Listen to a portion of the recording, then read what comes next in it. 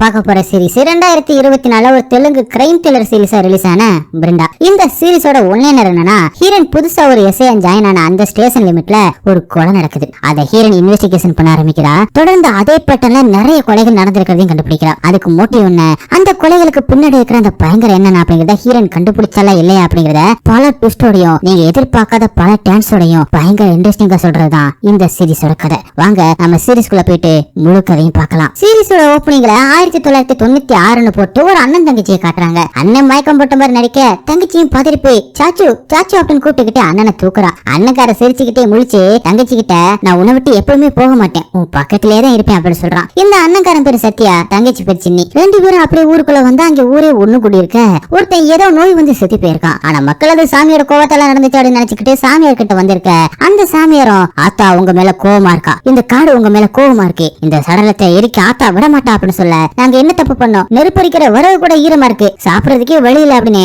அவங்க எல்லாம் கெஞ்ச ஆரம்பிக்கிறாங்க. இந்த சாமியார வேகமா போயிட்டு சாமியோட சிலையை தொட்டு பார்த்துட்டு, இது கல்லாவே மாறி இருக்கு, ஆத்தா பழி கேட்கிறா அப்படின்னு சொல்லிட்டு ஏதோ மந்திரத்தை சொல்லி சின்னி பக்கமா கைய நீட்டி, இந்த பொண்ணத்தை ஆத்தா பழிய கேட்கிறா அப்படின்னு சொல்ல, சத்யாவும் சின்னியோட அம்மாவும் ஊர்க்காரங்க எல்லா காலமே விழுந்து கெஞ்சுறாங்க. என் பொண்ணு சின்ன குழந்தை, அவளை விட்டுருங்க, என்ன வேணா பழிய கொடுத்துக்க அப்படின்னு அம்மா கெஞ்சுறாங்க. ஆனா ஆத்தாவோட கோபத்தை தணிக்கணும் அப்படின்னா உன் பொண்ணை பழி கொடுத்தே ஆகணும் அப்படின்னு சொல்லி அவங்க பழி கொடுக்கறதுக்கான சடங்கெல்லாம் ரெடி பண்ண, அன்னைக்கு நேட்டு அம்மா ரெண்டு பசங்களுமே கூட்டிக்கிட்டு அந்த ஓட விட்டு ஓடணும் அப்படின்னு முடிவு பண்ணி ஓடுறாங்க. அப்ப சத்யா சின்னிக்கு பண்ணி கொடுத்த அந்த பொம்மை கீழே விழுந்துட, அந்த பொம்மை எடுக்கிறதுக்காக சத்யா நிக்க, அதுக்குள்ள அம்மாவும் சின்னிய அங்க நின்னுக்கிட்டு இருந்த ஒரு லாரியில ஏத்தி விடுறாங்க. அந்த லாரியும் கரெக்டா அங்க இருந்து கிளம்ப அம்மா ஏறதுக்குள்ள ஊராங்க எல்லாருமே வந்து அம்மாவை பிடிச்சிடுறாங்க. இந்த பக்கம் பொம்மையை எடுத்த சத்யாவும் இவங்க ரெண்டு பேருமே காணாம ஒரு பக்கம் தெரிக்கிட்டு இருக்கான். இங்க தனியா அழுதுகிட்டே போற சின்னியை காட்டி அப்படியே அந்த சீரிஸோட டைட்டில் போறாங்க. திரும்ப ஓபன் பண்ணும்போது நம்ம சீரிஸோட ஹீரோ என்னன்னா சின்னியை தான் காட்டுறாங்க. சின்ன வயசுல சின்னியை ஒருத்தர் எடுத்து வளர்த்திருக்காரு.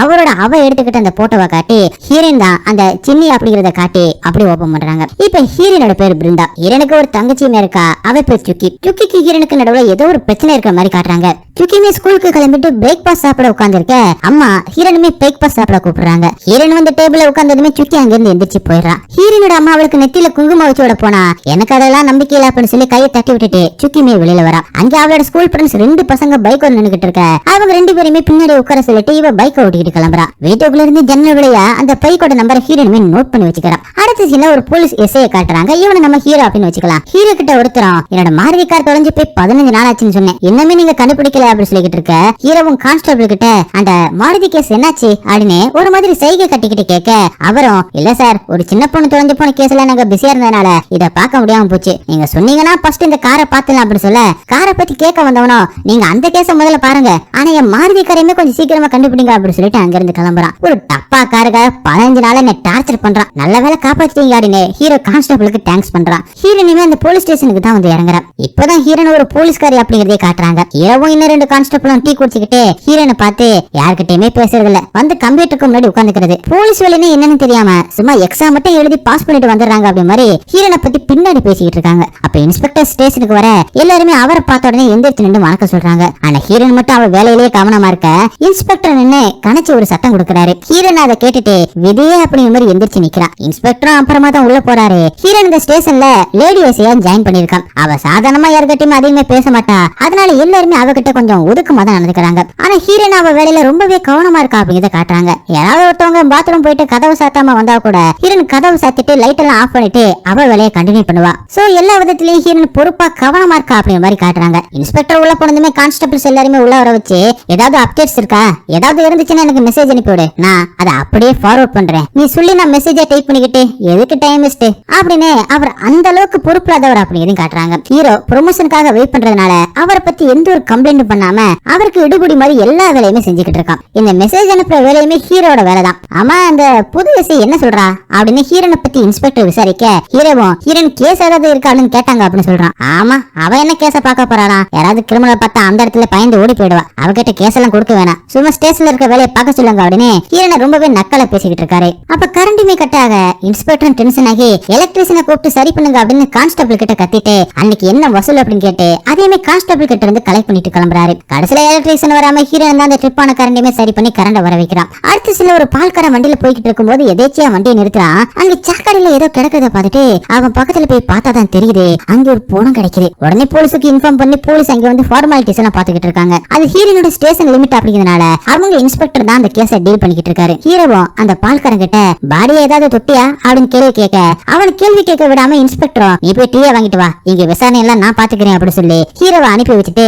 அவனும் போய் அங்க ஸ்பாட்ல செக் பண்ணிக்கிட்டு இருந்த டாக்டர் கிட்ட போயிட்டு என்ன கண்டிஷன் அப்படின்னு கேட்க அவரும் பாடி ரொம்பவே டேமேஜா இருக்கு, லேபுக்கு எடுத்துட்டு போயிட்டு 2 நாள் வச்சு போஸ்ட்மார்ட்டம் பண்ணிட்டு தான் எதா இருந்தாலும் சொல்ல முடியும் அப்படி சொல்லிட சரி சரி நீ பாட்டுக்கு இஷ்டத்துக்கு ஏதாவது எழுதி வச்சிடாத, எங்கேயாவது சூசைட் பண்ணி இறந்திருப்பான், இங்க பாடி மறந்து வந்திருக்கும் பார்த்து எழுது, எனக்கு தலைவலியை கூட்டிடாத அப்படின்னு சொல்லிட்டு ஹீரோ கொண்டு வந்த டீயையும் இந்த இடத்துல எப்படி டீயை குடிக்க முடியும், நான் லாட்ஜுக்கு கிளம்புறேன், நீ ஃபார்மாலிட்டிஸ் எல்லாத்தையுமே முடிச்சுட்டு வந்துடு அப்படி சொல்லிட்டு இன்ஸ்பெக்டர் அசால்ட்டை கிளம்பி போயிடாப்ல. ஹீரோ இவனும் விசாரிக்க மாட்டான், நம்மளுமே விசாரிக்க விட மாட்டான் அப்படிங்கிற கடுப்புல அந்த டீயை தூக்கி எரிஞ்சிட்டு ஃபார்மாலிட்டிஸை பார்க்க போறான். ஹீரனை சும்மா கூட்டத்தை கண்ட்ரோல் பண்றதுக்காக தான் யூஸ் பண்றாங்க. ஆனா ஹீரன் அந்த பாடியை பார்த்துட்டு ஏதோ ஒரு யோசனையில இருக்கா. அன்னைக்கு நைட்டு எல்லாருமே அந்த ஏரியில இருந்து பாடியை கிளியர் பண்ணிட்டு அங்கிருந்து கிளம்ப போக ஹீரன் மட்டும் தலையை கிளம்புறத பார்த்த ஹீரோ நாங்களும் ஸ்டேஷனுக்கு தான் போறோம், எங்க கூட வந்துடுறீங்களா அப்படின்னு கேட்க சரின்னு சொல்லிட்டு அவங்க கூடிய நின்னு ஹீரனுமே டீ குடிக்கிறா. அப்ப கான்ஸ்டபிள் ஹீரோ கிட்ட இன்ஸ்பெக்டர் சொன்ன மாதிரியே இந்த பாடி எங்கேயே செத்து இங்கே மறந்து வந்திருக்குமா அப்படின்னு சொல்லிக்கிட்டு இருக்கான். அதுக்கு ஹீரோனோ இது சூசைட் இல்ல மர்டர், பாடியில பிரிக் மார்க் இருக்கு, கத்தியால உடம்பு முழுக்க குத்திட்டு பாடியை ஒரு கூலி பையில போட்டு கல்ல கட்டி தூக்கி எரிஞ்சிருக்காங்க அப்படின்னு ஹீரோன்னு சொல்றா. அதுக்கு கான்ஸ்டபிளும் மேடம் நீங்க இப்பதான் ஃபர்ஸ்ட் டைம் பாடியவே பாக்குறீங்க, அதுக்குள்ள இது ஒரு கொலைதான் அப்படிங்கறத எப்படி சொல்றீங்க அப்படின்னு கேட்க இது ஃபர்ஸ்ட் டைம் கிடையாது, என் அப்பா கூட இப்படிதான் இறந்து போனாரு அப்படின்னு ஹீரோன் சொல்றான். அவ சாதாரணமா யாருக்கிட்டையுமே அதிகமா பேசாதனால அவளை பத்தி எந்த ஒரு இன்ஃபர்மேஷன் யாருக்குமே தெரியல. அப்படி அங்கே கட் பண்றாங்க. அன்னைக்கு நைட்டு ஹீரோன் தூங்கிக்கிட்டு இருக்கும் போது அவளுக்கு சின்ன வயசுல நடந்ததுல ஒரு கனவா ஒரு பிளாஷ் கட்ட வர ஹீரோன் எந்திரிச்சு உட்கார்றா. அவள் சின்ன வயசுல எடுத்து வளர்த்து அவங்க அப்பாவோட போட்டோவை பாத்துக்கிட்டு இருக்கா. அடுத்த நாள் ஹீரோவும் இன்ஸ்பெக்டர் மார்ச்சுரிக்கு வந்திருக்காங்க. மார்ச்சுரி டாக்டரும் ஹீரோன் சொன்ன மாதிரியே ரொம்ப கொடூரமான ஒரு கொலைதான் இது அப்படின்னு சொல்றாரு. தலையில இரும்பு கம்பியாலே அடிச்சு ஸ்கல்ல ஓபன் ஆயிருக்கிறதாவும் நெஞ்சில மட்டுமே கிட்டத்தட்ட ஒரு 16 குத்து விழுந்திருக்கிறதாவும் டாக்டர் சொல்ல இன்ஸ்பெக்டருக்கு கொமட்டிக்கிட்டே வந்துருது. ஹீரோன் சொன்ன மாதிரி டாக்டரும் இவனை கொலை பண்ணி கோணில போட்டு கல்ல கட்டி தூக்கி எரிஞ்சிருக்காங்க, அந்த கோணி பைய எலிக கடிச்சதுனாலதான் அந்த பாடியை வெளியில வந்திருக்கா அப்படின்னு சொல்றாரு. ஹீரோவும் அதிர்ச்சியாகி பாத்துக்கிட்டே இருக்கான். பாடி யாருன்னு கண்டுபிடிக்கிறதுக்கு ஏதாவது அடையாளம் கண்டுபிடிச்சீங்களா அப்படின்னு இன்ஸ்பெக்டர் கேட்க அவன் ஒரு ஆம்பளை 35ல இருந்து ஒரு 37 வயசு இருக்கும், செத்து ஒரு வாரம் இருக்கும், இதை தவிர வேற எந்த ஒரு டீடைல்ஸுமே இல்ல அப்படின்னு டாக்டர் சொல்லிட ஸ்டேஷனுக்கு வந்த ஹீரோவும் கான்ஸ்டபிள் கிட்ட ஒரு மாசமா காணாம போன ஆளுங்களோட லிஸ்ட் எல்லாத்தையுமே எடுத்து செக் பண்ண சொல்றான். அதுக்கப்புறம் ஹீரோவும் ஹீரோயின் கிட்ட வந்து நீங்க சொன்ன மாதிரி ஒரு கொலைதான் நடந்திருக்கு, கடந்த ஒரு மாசமா மிஸ் ஆன ஆளுங்களை பத்தி ரிப்போர்ட் பண்ண அந்த எல்லா கேஸுமே செக் பண்ண சொல்லியிருக்கேன், நீங்களுமே அந்த இன்வெஸ்டிகேஷன்ல ஜாயின் பண்ணிக்கங்க அப்படி சொல்ல ஹீரோன் அவங்க கூட ஜாயின் பண்ணிக்கிறான். அன்னைக்கு நைட்டு ஹீரோ கிட்ட வந்து நான் போஸ்ட்மார்ட்டம் ரிப்போர்ட்டை வீட்டுக்கு எடுத்துட்டு போகட்டுமா அப்படின்னு கேட்க ஹீரோவும் சைன் பண்ணிட்டு எடுத்துட்டு போங்க அப்படின்னு சொல்றான். ஹீரோன் அன்னைக்கு நைட்டு உட்கார்ந்து அந்த போஸ்ட்மார்ட்டம் ஃபைல் ஃபுல்லாத்தையுமே செக் பண்ணி தரவா எக்ஸாமின் பண்றான். அப்ப அவ கண்ணுக்கு ஒரு பட்டம் பூச்சி பறக்கிற மாதிரி தெரியுது. அது அவளோட பிரம்மா அப்படிங்கறத ஹீரோன் புரிஞ்சுக்கிட்டு ஒரு டேப்லெட் எடுத்து போடுறா. சோ ஹீரோனுக்கு ஏதோ ஒரு மனப்பிரச்சனை இருக்கா அப்படிங்கறத நமக்கு காட்டுறாங்க. அடுத்த நாள் ஸ்டேஷனுக்கு வந்த ஹீரோன் ஹீரோ கிட்ட நம்ம எல்லா மிஸ்ஸிங் கேஸையுமே பார்க்கணும் அப்படின்னு அவசியம் இல்ல, ரயில்வே ட்ராக்ல வேலை செய்றவங்க கோல் மைன்ல வேலை செய்றவங்களோட கேஸை மட்டும் பார்த்தா போதும், ஏன்னா விக்டிமோட கால்ல சின்ன சின்ன காயங்கள் இருக்கிறதா ரிப்போர்ட்ல போட்டிருக்கு, அந்த மாதிரி காயங்கள் இந்த 2 இடத்துல வேலை செய்றவங்களுக்கு மட்டும்தான் இருக்கும் அப்படின்னு ஹீரோன் சொல்ல அதை மட்டுமே செக் பண்ணி ஒரு 32 பேரை கடைசியில எடுக்கிறாங்க. அவங்களோட ஃபேமிலிஸ் எல்லாத்தையுமே வர வச்சு பாடியை நேர்ல பார்க்க வச்சதுல அதுல ஒருத்தர் தான் விக்டிம்னு தெரிய வருது. விக்டிமுக்கு வைஃபும் ஒரு பெண் குழந்தையுமே இருக்காங்க. விக்டிம் ரயில்வேல தான் ஒர்க் பண்றாரு. ஒரு மாசத்துக்கு முன்னாடி வேலைக்குன்னு சொல்லி போனவரு திரும்பி வரவே இல்லை அப்படின்னு சொல்லி விக்டிமோட வைஃபும் கதறி எழுதிக்கிட்டு இருக்காங்க. அங்க வந்து இன்ஸ்பெக்டர் என்னடானா ஹீரோ கிட்ட சூசைட் கேஸ்னு சொல்லி க்ளோஸ் பண்ணுங்க, தேவையில்லாம இழுத்தடிக்க வேணாம் அப்படி சொல்ல ஹீரோ கேஸை விசாரிக்கணும் அப்படி சொல்றான். ஆனா இன்ஸ்பெக்டரும் கேஸ் ஓபனா இருந்தா ஸ்டேஷனோட மானமே போயிடும் அப்படி சொல்லி கேஸை க்ளோஸ் பண்ண சொல்ல அதுக்கு மேல ஹீரோவனால எதுவுமே பேச முடியல. அதனால ஹீரோனுக்கு செம்ம காண்டாகுது. அதனால தானே இந்த கேஸ் இன்வெஸ்டிகேஷன் பண்ணணும் அப்படின்னு முடிவு எடுக்கிறான். ஹீரோனும் அந்த பாடி கடந்த அந்த ஆத்துல இருந்து செக் பண்ணி அந்த இடத்துல பாடி கடந்துச்சுன்னா அது எங்க இருந்து வர வாய்ப்பு இருக்கு அப்படின்னு ஒவ்வொரு கனெக்டர் லேக்கையுமே போய் செக் பண்ணி பாக்குறா. அப்படி ஒரு இடத்துல அவளுக்கு ஒரு பறவையோட இறகு கிடைக்குது. அது ரொம்பவே பெருசா வித்தியாசமா இருக்க அதை ஆன்லைன்ல செக் பண்ணி பாக்குறா. அந்த பறவைனால உண்டான காயமும் பாடியில இருந்த அந்த காயமும் ஒரே மாதிரி இருக்கு. அப்படியே அங்கே கட் பண்ணி ஒரு ஊர்வலம் நடக்கிற மாதிரியும் அந்த ஊர்வலத்துல ஒருத்தன் டான்ஸ் அடிக்கிட்டு அங்க இருந்து போறான். அவன் கையில கறி வாங்கிட்டு வர மாதிரியான ஒரு கருப்பு கலர் கவரும் இருக்கு. அவன் கோவம் மாதிரி இருக்கிற ஒரு இடத்துல தான் தங்கி இருக்கான். அங்க வந்து வாங்கிட்டு வந்த அந்த கறிய ஒரு பறவைக்கு போறான். அந்த பறவையும் அதை கொட்டி திங்குது. அந்த பறவை தான் ஹீரோன் இப்ப ஆன்லைன்ல பார்த்த பறவை. சோ இவன் தான் கொலகாரனா இருக்க வாய்ப்பு இருக்கு அப்படி மாதிரி காட்டுறாங்க. இங்கதான் இன்னும் பெரிய ஷாக்குமே நமக்கு கொடுக்குறாங்க. அவன் கையில ஹீரோன் சின்ன வயசுல தொலைச்ச அந்த பொம்மை இருக்கு. சோ ஹீரோனோட அண்ணனாவும் இவன் இருக்கலாம் அப்படி மாதிரி காட்டுறாங்க. இவன் அந்த பொம்மையை எடுத்து கையில வச்சுக்கிட்டு நிலாவை காட்டி ஹீரோனோட சின்ன வயசு பேரான சின்னிய கூப்பிட்டு அங்க பாரு நிலா தெரியுது அப்படின்னு தங்கச்சி கூட பேசுற மாதிரி அந்த பொம்மை கூட பேசிக்கிட்டு இருக்கான். அங்கே அப்படி சீனு கட்டாக அடுத்த சீன்ல சின்ன வயசு சத்யா அம்மாவின் தங்கச்சியும் காணாம தேடிக்கிட்டு இருக்கான். இந்த பக்கம் அம்மாவை பிடிச்சு வந்த ஊர்க்காரங்க அம்மாவை பயங்கரமா அடிச்சு போட்டுக்கிட்டு இருக்காங்க. ஹீரோனை அவங்க அம்மா தப்பிக்க வச்சதுனால அந்த ஊர்க்காரன்ல ஒருத்தன் என் பொண்ணு ஆத்தாவுக்கு பழியா கொடுக்குறேன், இந்த ஊரை எப்படியாவது காப்பாத்துங்க அப்படின்னு அந்த சாமியார் கிட்ட கேட்க அந்த சாமியார் அவளோட பொண்ணை பிடிச்சி கம்பத்துல கட்டி அவளை எரிச்சிடுறாங்க. ஹீரோட அம்மாவையுமே உயிரோட விடக்கூடாது அப்படின்னு சொல்லிட்டு அவங்க கழுத்தையுமே அறுத்து அதே இடத்துல கொலை பண்ணிடுறாங்க. அப்பதான் சத்யாவும் அந்த இடத்துக்கு வரா. அம்மா இறந்து கிடக்கிறதையும் ஒரு பொண்ணு மொத்தமா வேகமா எரிஞ்சு போயிருக்கிறதையும் பார்த்து செத்தது அவனோட தங்கச்சி தான் அப்படின்னு சத்தியா முடிவு பண்ணிருக்கான். சின்ன பையன் அப்படிங்கறனால ஒண்ணுமே பண்ண முடியாம அதே இடத்துல அவன் அப்படியே உட்காந்துட ஊருக்காரங்க எல்லாருமே கிரகணம் வரப்போகுது, சாமி ஊருக்குள்ள வரும், இனிமே ஊருக்கு எந்த ஒரு பிரச்சனையும் இல்ல அப்படின்னு சொல்லிட்டு அந்த இடத்துல இருந்து கிளம்பி போயிடுறாங்க. அங்க பிரம்ம பிடிச்ச மாதிரி உட்கார்ந்து இருந்த சத்யா அந்த பொண்ணோட எரிஞ்ச எலும்புக்கு ஒரு கீழே விழுறத பார்த்துட்டு அவளை எரிக்க யூஸ் பண்ண அந்த கட்டையவே எடுத்துக்கிட்டு போயிட்டு ஒட்டுமொத்த ஊரையுமே கொளுத்திட்டு கழுத்துல இருந்து அந்த சாமி டாலருமே அறுத்து எறியறான். இந்த பக்கம் ஆத்துல குளிச்சுக்கிட்டு இருந்த ஒருத்தன் மலையில இந்த வீடுகள்லாம் எரியறத பார்த்துட்டு ஏதோ கிரகணம் முடிஞ்சதுமே ஜோதி தெரியுது, சாமி தான் இந்த ஜோதியை தெரியறாரு அப்படின்னு நினைச்சு அதை கும்பிட்டுக்கிட்டு இருக்கான். அடுத்த சீன்ல ஹீரோவையும் அவனோட ஒய்ஃப் தான் காட்டுறாங்க. ஹீரோக்கு கல்யாணம் ஆகி 10 வருஷம் ஆகி இன்னுமே குழந்தை இல்ல. அதனால ஹீரோட ஒய்ஃப் இன்னைக்காவது டாக்டர் கிட்ட போயிட்டு ஒரு செக்அப் பண்ணிட்டு வந்துடலாமா அப்படின்னு கேட்க, சரி சரி அப்பாயின்மெண்ட் புக் பண்ணு, ஈவினிங் வந்துடுறேன் அப்படின்னு சொல்லிட்டு ஹீரோவுமே ஸ்டேஷனுக்கு கிளம்புறான். அவனுக்கு 10 வருஷம் ஆகியுமே ப்ரொமோஷன் வரல அப்படிங்கிற டென்ஷனும் அவனோட ஒய்ஃபுக்கு 10 வருஷம் ஆகியுமே குழந்தைல அப்படிங்கிற டென்ஷன் இருக்கு. ஹீரோ ஸ்டேஷனுக்கு வந்தா அங்க அவனுக்காக ஹீரோன் காத்துக்கிட்டு இருக்கா. நேற்று நடந்த எல்லா விஷயத்தையுமே சொல்லணும் அப்படின்னு அவ ஆர்வமா இருந்தா அவ ரெஜிஸ்டர்ல சைன் பண்றது, ஈஸ்வர ஸ்டேஷன்ல வேலை பாக்குறது அப்படின்னு வேணும்னே ஹீரோன் சொல்றதை எதையுமே கேட்காத மாதிரி நடந்துக்கிறான். ஹீரோன் அவ ரெக்கையை கண்டுபிடிச்சது பத்தியும் அது கத்தாயோ அப்படிங்கிற ஒரு பறவை இனத்தோட ரெக்கை அப்படின்னும் அந்த பறவை மனுஷங்க கறியை சாப்பிடும். அது இந்தோனேஷியால இருந்து வருஷத்துக்கு ஒரு தடவை தான் இமயமலைக்கு போகும். இமயமலையில மட்டும்தான் அந்த பறவை இருக்கும், இந்தியாவில வேற எங்கேயுமே இல்ல. ஆனா அந்த பறவையோட பைட் மார்க் தான் இந்த விக்டிமோட உடம்புல இருந்திருக்கு அப்படின்னு ஹீரோன் சொன்னா ஹீரோவும் இந்த கேஸை க்ளோஸ் பண்ண சொல்லிட்டாங்க, தயவு செஞ்சு இந்த கேஸை விட்டுருங்க அப்படி சொல்லிக்கிட்டு இருக்கான். அப்ப இன்ஸ்பெக்டர் வர ஹீரோன் இன்ஸ்பெக்டர் கிட்டே விஷயத்த சொல்லலாம் அப்படின்னு பார்த்தா அதையுமே ஹீரோ தடுத்து எம்எல்ஏ உங்களை கால் பண்ண சொன்னாரு அப்படின்னு இன்ஸ்பெக்டர் அங்கிருந்து அனுப்பி வச்சிடறான். ஹீரோனுக்கு பயங்கரமா டென்ஷன் ஆகுது. ஹீரோன் அவளே போயிட்டு விக்டிமோட வீட்டுல அவன் வேலை செஞ்ச ரயில்வே ஸ்டேஷன்ல அப்படின்னு சொல்லிட்டு எல்லாருக்கிட்டுமே இந்த பறவையை பத்தியும் விக்டிம்ஸுக்கு வேற யாரு கூட பிரச்சனை இருந்துச்சா அப்படின்றத பத்தியுமே விசாரிக்கிறான். அங்கேயுமே சரியான எந்த ஒரு பதிலுமே கிடைக்கல, யாருமே எதுவுமே தெரியாது அப்படின்னு மட்டும் தான் சொல்லிட்டு இருக்காங்க. அப்படி அங்க கட் பண்ணி ஹீரோனோட தங்கச்சியை காட்டுறாங்க. அவளுக்கு அந்த 2 பசங்களுக்கு சேர்ந்து ஏதோ போத பொருள் கலந்து சிகரெட்டை குடிக்க கொடுக்க ஃபர்ஸ்ட் தங்கச்சி கிட்டமே வேணாம் அப்படின்னு தான் சொல்றான். ஆனா அக்கா போலீஸ் அப்படிங்கிறதுனால உனக்கு பயமா அப்படின்னு கேட்க தங்கச்சியுமே டென்ஷன் ஆகி முதவே அக்காவே இல்ல, அவளை பார்த்து நான் பயப்பட வேண்டிய அவசியம் இல்லை அப்படின்னு சொல்லிட்டு அந்த தம்ம வாங்கி அடிக்கிறான். ஹீரோனை அவ அப்பாவும் அம்மா எடுத்து வளர்த்ததுதான் தங்கச்சிக்கு பிரச்சனை போல இருக்கு. அடுத்த சீன்ல அந்த கில்லரை காட்டுறாங்க. இப்போதைக்கு இவனை நம்ம கில்லர் அப்படின்னு சொல்லிக்குவோம். கில்லர் ஒரு ஃப்ரைட் ரைஸ் கடையில வந்து ஃப்ரைட் ரைஸை வாங்கிட்டு அதுல இருக்கிற சிக்கன் எல்லாத்தையுமே அந்த பறவைக்கு எடுத்து வச்சுட்டு வெறும் ரைஸை மட்டும் சாப்பிட்டுக்கிட்டு இருக்கான். அப்ப அந்த கில்லர் கேட்ட அந்த பசு வந்துருச்சு அப்படின்னு சொல்லிட்டு அந்த ஃப்ரைட் ரைஸ் கடைக்கார சொல்ல கில்லருமே இந்த பஸ்ஸோட டிரைவரை வித்தியாசமா பாத்துக்கிட்டே இருக்கான். அப்படி அங்கே கட் பண்றாங்க.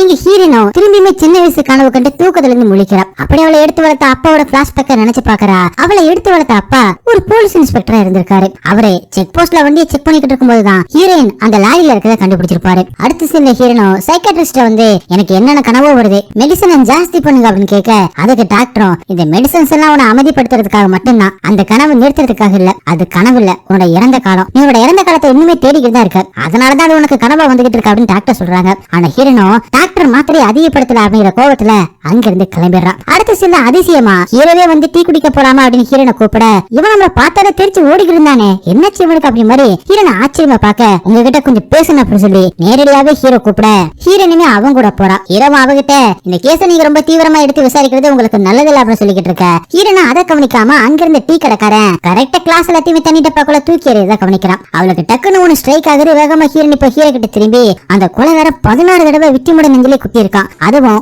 ஒரே இடத்துல அவட நெஞ்சிலுமே ஒரே அளவுக்கு குத்திருக்கானா கண்டிப்பா அவனுக்கு இது ஃபர்ஸ்ட் டைம் கொலையா இருக்காதுன்னு சொல்றான். ஹீரோவும் நாம என்ன சொல்லிக்கிட்டு இருக்க இவன் என்ன பண்ணிக்கிட்டு இருக்கான்னு வந்து போய் பார்த்தா ஹீரோன் இதே மாதிரி சிமிலர் கேஸ் ஏதாவது இருக்கா அப்படின்னு நான் செக் பண்ண போறேன் அப்படின்னு சொல்லிட்டு அங்கிருந்து வேகமா போயிடுறா. ஹீரோனுக்கு அதே மாதிரி சிமிலர் கேஸ் நிறைய கிடைக்க ஆரம்பிக்குது.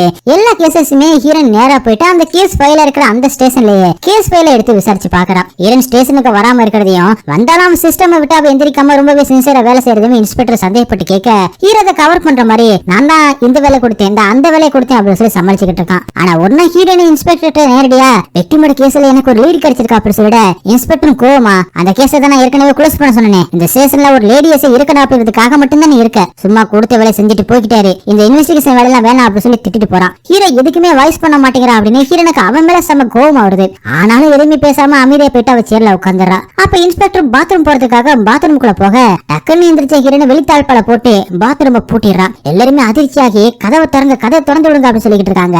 ஆனா ஹீரோனை அசையாம அதே இடத்துல நின்னுகிட்டு இருக்க இன்ஸ்பெக்டருக்கு இருட்டு அப்படின்னாலும் க்ளோஸ்ட் ஏரியா அப்படின்னாலும் கொஞ்சம் பயம், கிளாஸ்ட்ரோபோபியா மாதிரி. அவரை உள்ள இருந்துகிட்டு பயந்து போய் கத்திக்கிட்டு இருக்காரு. ஹீரோனோ நீ கத்திக்கிட்டே இரு அப்படி மாதிரி அமைதியா நின்னுகிட்டு இருக்கா. ஹீரோவும் ஒரு வழியா கெஞ்சி கதறி ஹீரோனை தள்ளி போக சொல்லிட்டு கதவை ஓப்பன் பண்ணி விட பயந்து போய் இன்ஸ்பெக்டர் வெளியில வராரு. ஹீரோ முன்னாடி இப்படி அசிங்கமா போச்சு அப்படின்னு நினைச்சுக்கிட்டு அவரும் அங்கிருந்து போயிட ஹீரோனை ஒரு திருப்தியோட ஹீரோவை பார்த்துட்டு போய் அவ சேர்ல உட்கார்றான். அடுத்த செல்ல ஹீரோனை கண்டுபிடிச்ச இதே மாதிரி சிமிலர் கேசஸ் எல்லாத்தையுமே ஹீரோ கிட்ட காட்டி இது வரைக்கும் மொத்தம் 4 கொலை நடந்திருக்கதாவும் 4 பேருமே டார்ச்சர் பண்ணி மொட்டை அடிச்சு பல தடவை குத்தி கொலை பண்ணிருக்கான். எல்லா பாடிஸுமே சாக்கடையில மட்டும்தான் தூக்கி எறிஞ்சிருக்கான் அப்படின்னு ஹீரோன் சொல்றா. இது ஒரு சாதாரண கொலை இல்ல, இது ஒரு சீரியல் மர்டர்ஸ். நான் தேடினதுலயே 4 கேஸ் கிடைச்சிருக்கா, இன்னும் எவ்வளவு நடந்திருக்கும் அப்படின்னு தெரியல அப்படின்னு ஹீரோன் சொல்றா. ஹீரோவும் இந்த எல்லா இன்வெஸ்டிகேஷனையுமே இன்ஸ்பெக்டருக்கு முன்னாடி போய் காட்ட இன்ஸ்பெக்டர் வேற வழி இல்லாம இது எல்லாத்தையுமே எடுத்துட்டு போயிட்டு அசிஸ்டன்ட் கமிஷனர் கிட்ட காட்டுறாரு. அசிஸ்டன்ட் கமிஷனரும் இதுக்கு ஒரு டீம் ஃபார்ம் பண்ணுங்க, இன்வெஸ்டிகேஷன் பண்ணுங்க அப்படின்னு சொல்ல இப்பவுமே இன்ஸ்பெக்டர் ஹீரோவை கூப்பிட்டு அசிஸ்டன்ட் கமிஷனருக்கு இன்ட்ரோடியூஸ் பண்றானே தவிர இதை ஹீரோன் தான் பண்ணா அப்படின்னு சொல்லாம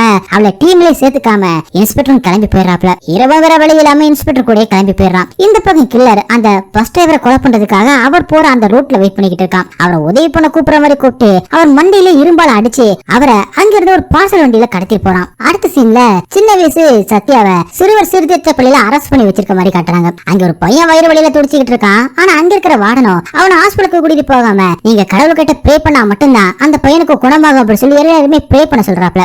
சத்யா மட்டும் ப்ரே பண்ணாம அமைதியாவே நின்னுகிட்டு இருக்கான். அதை பார்த்து அந்த வார்டனோ நீ ப்ரே பண்ண மாட்டியாப்பா அப்படின்னு கேட்க எனக்கு கடவுள் மேல நம்பிக்கையே இல்ல, கடவுள் வந்து அவனை காப்பாத்த மாட்டேன், நீ தான் காப்பாத்தியாகணும் அப்படி சொல்றான். அவன் அந்த வார்டன் பயங்கரமா அடிச்சு 3 நாளைக்கு அவனுக்கு சாப்பாடு போடாம இருட்டறையில அடைச்சு வச்சிடறான். 3 நாள் கழிச்சு சத்யாவை திறந்து விட அவன் வெளியில வரான். வெளியில வந்ததுமே அவன்கிட்ட இன்னொரு பையன் அன்னைக்கு வழியில ஒரு பையன் துடிச்சான்ல அன்னைக்கு அவன் செத்து போயிட்டான் அப்படி சொல்றான். அப்படியே சீனு கட்டாக அடுத்த சீன்ல அந்த கில்லரை தான் காட்டுறாங்க. அந்த டிரைவர் அந்த கில்லர் இப்ப கட்டி போட்டு வச்சிருக்கான். அவர்கிட்ட எனக்கு உன் பஸ் வேணும் அப்படின்னு அவன் கேட்க எடுத்துக்கோ என்னை மட்டும் விட்டுட்டு அப்படின்னு டிரைவர் கெஞ்சுறாரு. எனக்கு உன் பஸ் வேணும், நீயுமே சாகணும் அப்படி சொல்லிட்டு அவருக்கு முட்டையெல்லாம் அடிச்சுட்டு அவர் முகத்துல ஒரு மாஸ்க போட்டு விட்டுட்டு ரொம்பவே கொடூரமா அவர் நெஞ்சில கத்தியால குத்தி குத்தி கொலை பண்றான். அவரை கொலை பண்ணிட்டு அவனுமே உட்காந்து அழ ஆரம்பிக்கிறான். அப்புறமா அந்த கூட்டத்தை திறந்து விட அந்த பறவை செத்து போன அந்த ஆளை குத்தி திங்குது. இந்த பக்கம் ஹீரோ தைரியமா அசிஸ்டன்ட் கமிஷனர் தனியா வந்து மீட் பண்ணி இந்த கேஸ முதல் இன்ஸ்பெக்டர் க்ளோஸ் பண்ணதான் சொன்னாரு. ஆனா இது ஒரு சேலஞ்ச் எடுத்து ஹீரோன் தான் நிறைய விஷயங்களை கண்டுபிடிச்சா. இந்த கேஸ்ல நாங்க இருக்கிறத விட ஹீரோன் இருக்கிறதா ரொம்பவே முக்கியம் அப்படின்னு ஹீரோ சொல்ல அசிஸ்டன்ட் கமிஷனரும் இன்ஸ்பெக்டருக்கு கால் பண்ணி அந்த மத்த 3 விக்டிம்ஸோட பேரை சொல்லுங்க அப்படின்னு கேட்க இவரும் ஒரு நிமிஷம் சார் நான் செக் பண்ணி சொல்றேன் அப்படின்னு ஃபைல தேடிக்கிட்டு இருக்காரு. அதுலயே அசிஸ்டன்ட் கமிஷனருக்கு புரிஞ்சிடுது ரொம்பவே நேக்கா யாரையுமே போட்டு கொடுக்காம நீங்க தானே இந்த ஸ்டேஷனோட ஹெட், நீங்க இந்த கேஸ்ல முழுசா ஈடுபட்டா அப்புறம் ஸ்டேஷன்ல மத்த ஒர்க்ஸ் எல்லாம் நடக்காம போயிடும். அதனால உங்க ஸ்டேஷன்ல ஒரு பொண்ணு எஸ்ஐ புதுசா ஜாயின் பண்ணிருக்கால அவளை அந்த கேஸ்ல இன்வால்வ் பண்ண வைக்கிறேன், நீங்க ஸ்டேஷனையே பாத்துக்கங்க அப்படின்னு சொல்லி காலை கட் பண்ணிடுறாரு. ஹீரோ பயங்கரமா சந்தோஷப்பட்டு ஹீரோனுக்கு கால் பண்ணி இந்த விஷயத்த சொல்றான். அடுத்த செல்லியே ஹீரோன் அசிஸ்டன்ட் கமிஷனரை மீட் பண்ணி வேலையை ஆரம்பிக்கிறா. ஹீரோன் கண்டுபிடிச்ச அந்த 4 கேஸ் மட்டும் இல்லாம இன்னும் 11 கேஸ் கண்டுபிடிக்கிறாங்க. அதுல ஒரு அடையாளம் தெரியாத பாடியும் இருக்கு. அந்த பாடி ஒரு கிட்னி டோனரோட அப்படின்னு கண்டுபிடிச்சு அவனை பத்தி ஹாஸ்பிட்டல் எல்லாம் போய் விசாரிக்க ஆரம்பிக்கிறாங்க. மத்த எல்லா விக்டிம்ஸோட வீட்ல வேலை செய்யற இடத்துல அப்படின்னு எல்லாருமே தனித்தனியா போய் விசாரிக்க ஆரம்பிக்கிறாங்க. கில்லரோட விக்டிம்ஸ் எல்லாருமே சாதாரண வேலை செய்யற டிரைவர்ஸ், பிளம்பர்ஸ் அந்த மாதிரியான ஆட்களாவே இருக்காங்க. அந்த ஆட்களுக்குள்ள எந்த ஒரு தொடர்பும் இல்லாம இருக்க அதனால கொலைகாரனுக்கு என்ன மோட்டிவ் அப்படின்னு தெரியாம ஒட்டுமொத்த டீமே குழம்புது. இந்த பக்கம் கில்லர் அந்த பஸ் டிரைவரை கொலை பண்ணி மூட்டையில கட்டி கொண்டு வந்து ஆத்துல போடுறான். அவன் ஆத்துல போட்டுட்டு திரும்பி வரும்போது ரோந்துக்கு வந்த 2 போலீஸ் அவனை பார்த்துட்டு என்ன ஏதுன்னு விசாரிக்க அவனும் டிரைவரை கொண்டு வந்து ஆத்துல போட்டுட்டே அப்படின்னு சொல்றான். இவங்களுக்கு புரியாம என்னத்தடா போட்ட வந்து காட்டு அப்படின்னு கேட்க அவனும் போட்ட அந்த இடத்துக்கு அவங்களை கூட்டிட்டு வரான். ஆனா அதுக்குள்ள அந்த மூட்டையை காணோம், அது ஆத்தோடையும் மிதந்து போயிடுச்சு போல. அங்க ஒரு பீடி சிகரெட் கிடைக்க இவன் போதை பொருள் எடுத்திருக்கான் போல, அதான் ஏதோ உளறிக்கிட்டு இருக்கான்னு நினைச்சு அவனை ஸ்டேஷனுக்கு கூட்டிட்டு போயிடுறாங்க. இந்த பக்கம் ஹீரோவும் ஸ்டேஷனுக்கு ஒரு பொருள் எடுக்கிறதுக்காக சாதாரணமா வந்திருக்க கரெக்டா அந்த இன்ஸ்பெக்டர் கிட்டே மாட்டிக்கிறான். அவரும் எனக்கு தெரியுண்டா நீ தான் அசிஸ்டன்ட் கமிஷனர் கிட்ட ஹீரோனை பத்தி சொல்லி என்ன கழட்டி விட்டுருப்ப, நீங்க 2 பேரும் கிட்ட மாட்டாமலே போயிருவீங்க, அப்ப வச்சுக்கிறேன் அப்படின்னு நக்கலா பேசிட்டு அங்கிருந்து போறாரு. அடுத்த சீன்ல ஹீரோனோட தங்கச்சி அவளோட 2 ஃப்ரெண்ட்ஸோட ஒரு சரக்கு பாட்டிக்கு வந்திருக்கான். அங்க அவ ரிஷி அப்படிங்கிற ஒருத்தனை மீட் பண்றா. அவனும் சேர்ந்து டான்ஸ் ஆடுறாங்க. அதோட அங்கே கட் பண்ணி ஹீரோவோட வீட்டுக்கு வந்திருக்கிறத காட்டுறாங்க. ஹீரோட ஒய்ஃப் அவளுக்கு சாப்பிடலாம் சமைச்சு போட ஃபேமிலியை பத்தியுமே பேசுறாங்க. அப்பதான் ஹீரோ கிட்ட ஹீரோனோட அப்பா ஒரு இன்ஸ்பெக்டர் தான் ஒரு வளர்ப்பு மகள் அப்படிங்கிறதுமே சொல்றான். உங்க சொந்த ஃபேமிலி பத்தி நீங்க என்னைக்காவது நினைச்சிருக்கீங்களா, உங்க ஃபேமிலியில யாராவது இருக்காங்க அப்படின்னு தேடி பாத்திருக்கீங்களா அப்படின்னு கேக்குறான். அதுக்கு ஹீரோனும் இல்லைன்னு சொல்ல அப்படியே அவளுக்கு சின்ன வயசுல நடந்த ஒரு இன்சிடென்ட் காட்டுறாங்க. ஹீரோனுக்கு நடந்த விஷயங்கள்லாம் கனவா ஞாபகத்துல வந்துகிட்டே இருக்கு. அவளை யாரோ கூப்பிடுற மாதிரியும் அவங்க அம்மா அவளுக்காக அலற மாதிரியான கனவுலாம் கண்டுகிட்டு இருக்கா. அது அப்பா கிட்ட சொல்லும் போதுதான் அவர் சைக்காட்ரிஸ்ட் கிட்ட ஹீரோனை கூட்டிட்டு போயிருக்காரு. அடுத்த சில ஹீரோனோ இந்த பறவை பத்தி தெரிஞ்சுக்கிறதுக்காக ஒரு பறவை ஆர்வலரை பார்க்க வர்றான். அவரு அந்த பறவை உத்தரப்பிரதேசத்துல ஒரு பழங்குடியினால காலியா நினைச்சு வணங்கப்பட்டதாகவும் அந்த பழங்குடியினர் யாராவது இறந்துட்டாங்கன்னா அவங்களோட மாமிசத்தை இந்த பறவைக்கு படைப்பாங்கன்னு சொல்றாரு. அப்படி யாரோட மாமிசத்தை படைக்கப்படுதோ அவங்களோட ஆத்மாக்கு மறுஜன்மமே கிடையாது, அவங்க முக்தி அடைஞ்சிருவாங்க அப்படிங்கிற நம்பிக்கை அந்த பழங்குடியினர் மத்தியில இருந்ததாகவும் அவர் சொல்றாரு. இந்த இன்ஃபர்மேஷன் அஜிசனை வச்சு ஒருவேளை இந்த கொலைகள ஒரு நரபலியா இருக்குமா அப்படின்னு சந்தேகப்படுறாங்க. அந்த பழங்குடியினர் யாராவது இப்ப இருக்காங்களா அப்படின்னு அசிஸ்டன்ட் கமிஷனர் ஹீரன் கிட்ட கேட்க அவங்கள 19th செஞ்சுரியிலே அழிஞ்சிட்டுதா ஹீரன் சொல்றான். அடுத்து என்ன செய்யறதுன்னு குழம்பி போய்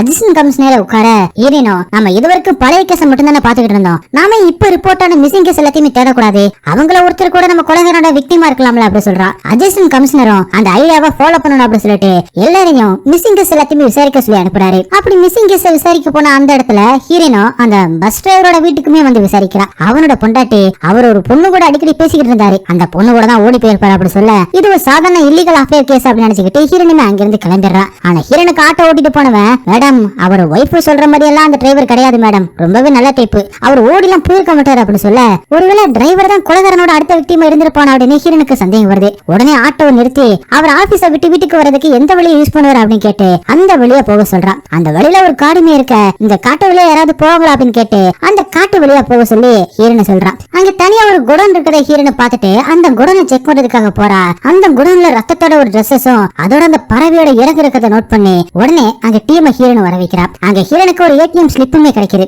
ஏடிஎம் ஸ்லிப் ஒரு பெரிய ஸ்ட்ராங்கான ஒரு ப்ரூஃபா எடுத்துக்க முடியாது அப்படின்னு சொல்லிட்டு அசிஸ்டன்ட் கமிஷனர் சொல்றாரு. ஆனாலும் அந்த ஏடிஎம் ஸ்லிப்ல பணம் எடுத்த அந்த தேதியும் டிரைவர் இறந்த அந்த தேதியும் ஒரே தேதியா இருந்ததுனால ஹீரன் இந்த ப்ரூஃபை விட வேணாம் அப்படி சொல்லி அந்த ஏடிஎம் ஸ்லிப்பை பத்தி விசாரிக்கலாம் அப்படின்னு கேட்க அசிஸ்டன்ட் கமிஷனரும் வேற வழி இல்லாம ஒத்துக்கிறாரு. அந்த ஏடிஎம் ஸ்லிப் ஆனந்த் அப்படிங்கிற ஒருத்தரோட அக்கவுண்ட்ல இருந்து பணம் எடுத்ததுக்கான ஸ்லிப். இந்த பக்கம் கில்லரை கூட்டிட்டு வந்த போலீஸும் அவனோட பேர் என்ன அப்படின்னு கேட்க அவன் அதுக்கு பதில் சொல்லாம முழிச்சுக்கிட்டே உட்காந்துக்கிட்டு இருக்கான். பேசாம நானே உனக்கு பேர் வைக்கிறேன் அப்படின்னு சொல்லி அலெக்சாண்டர் அப்படின்னு பேரை எழுதி வைக்கிறாரு ரைட்டர். அப்படி சீன் கட்டாக அடுத்த சீன்ல போலீஸ் சந்தேகப்படுற அந்த ஆனந்த காட்டுறாங்க. அவர் ஒரு ஹோம் நடத்திக்கிட்டு இருக்காரு. ஆனந்த் ஒரு லெக்சரர், ஒரு யூனிவர்சிட்டியில சைக்காலஜிக்கல் லெக்சரரா ஒர்க் பண்ணிக்கிட்டு இருக்காரு. அங்க டொனேஷன் கொடுக்கறதுக்காக ஒரு கெஸ்டுமே வந்திருக்காங்க.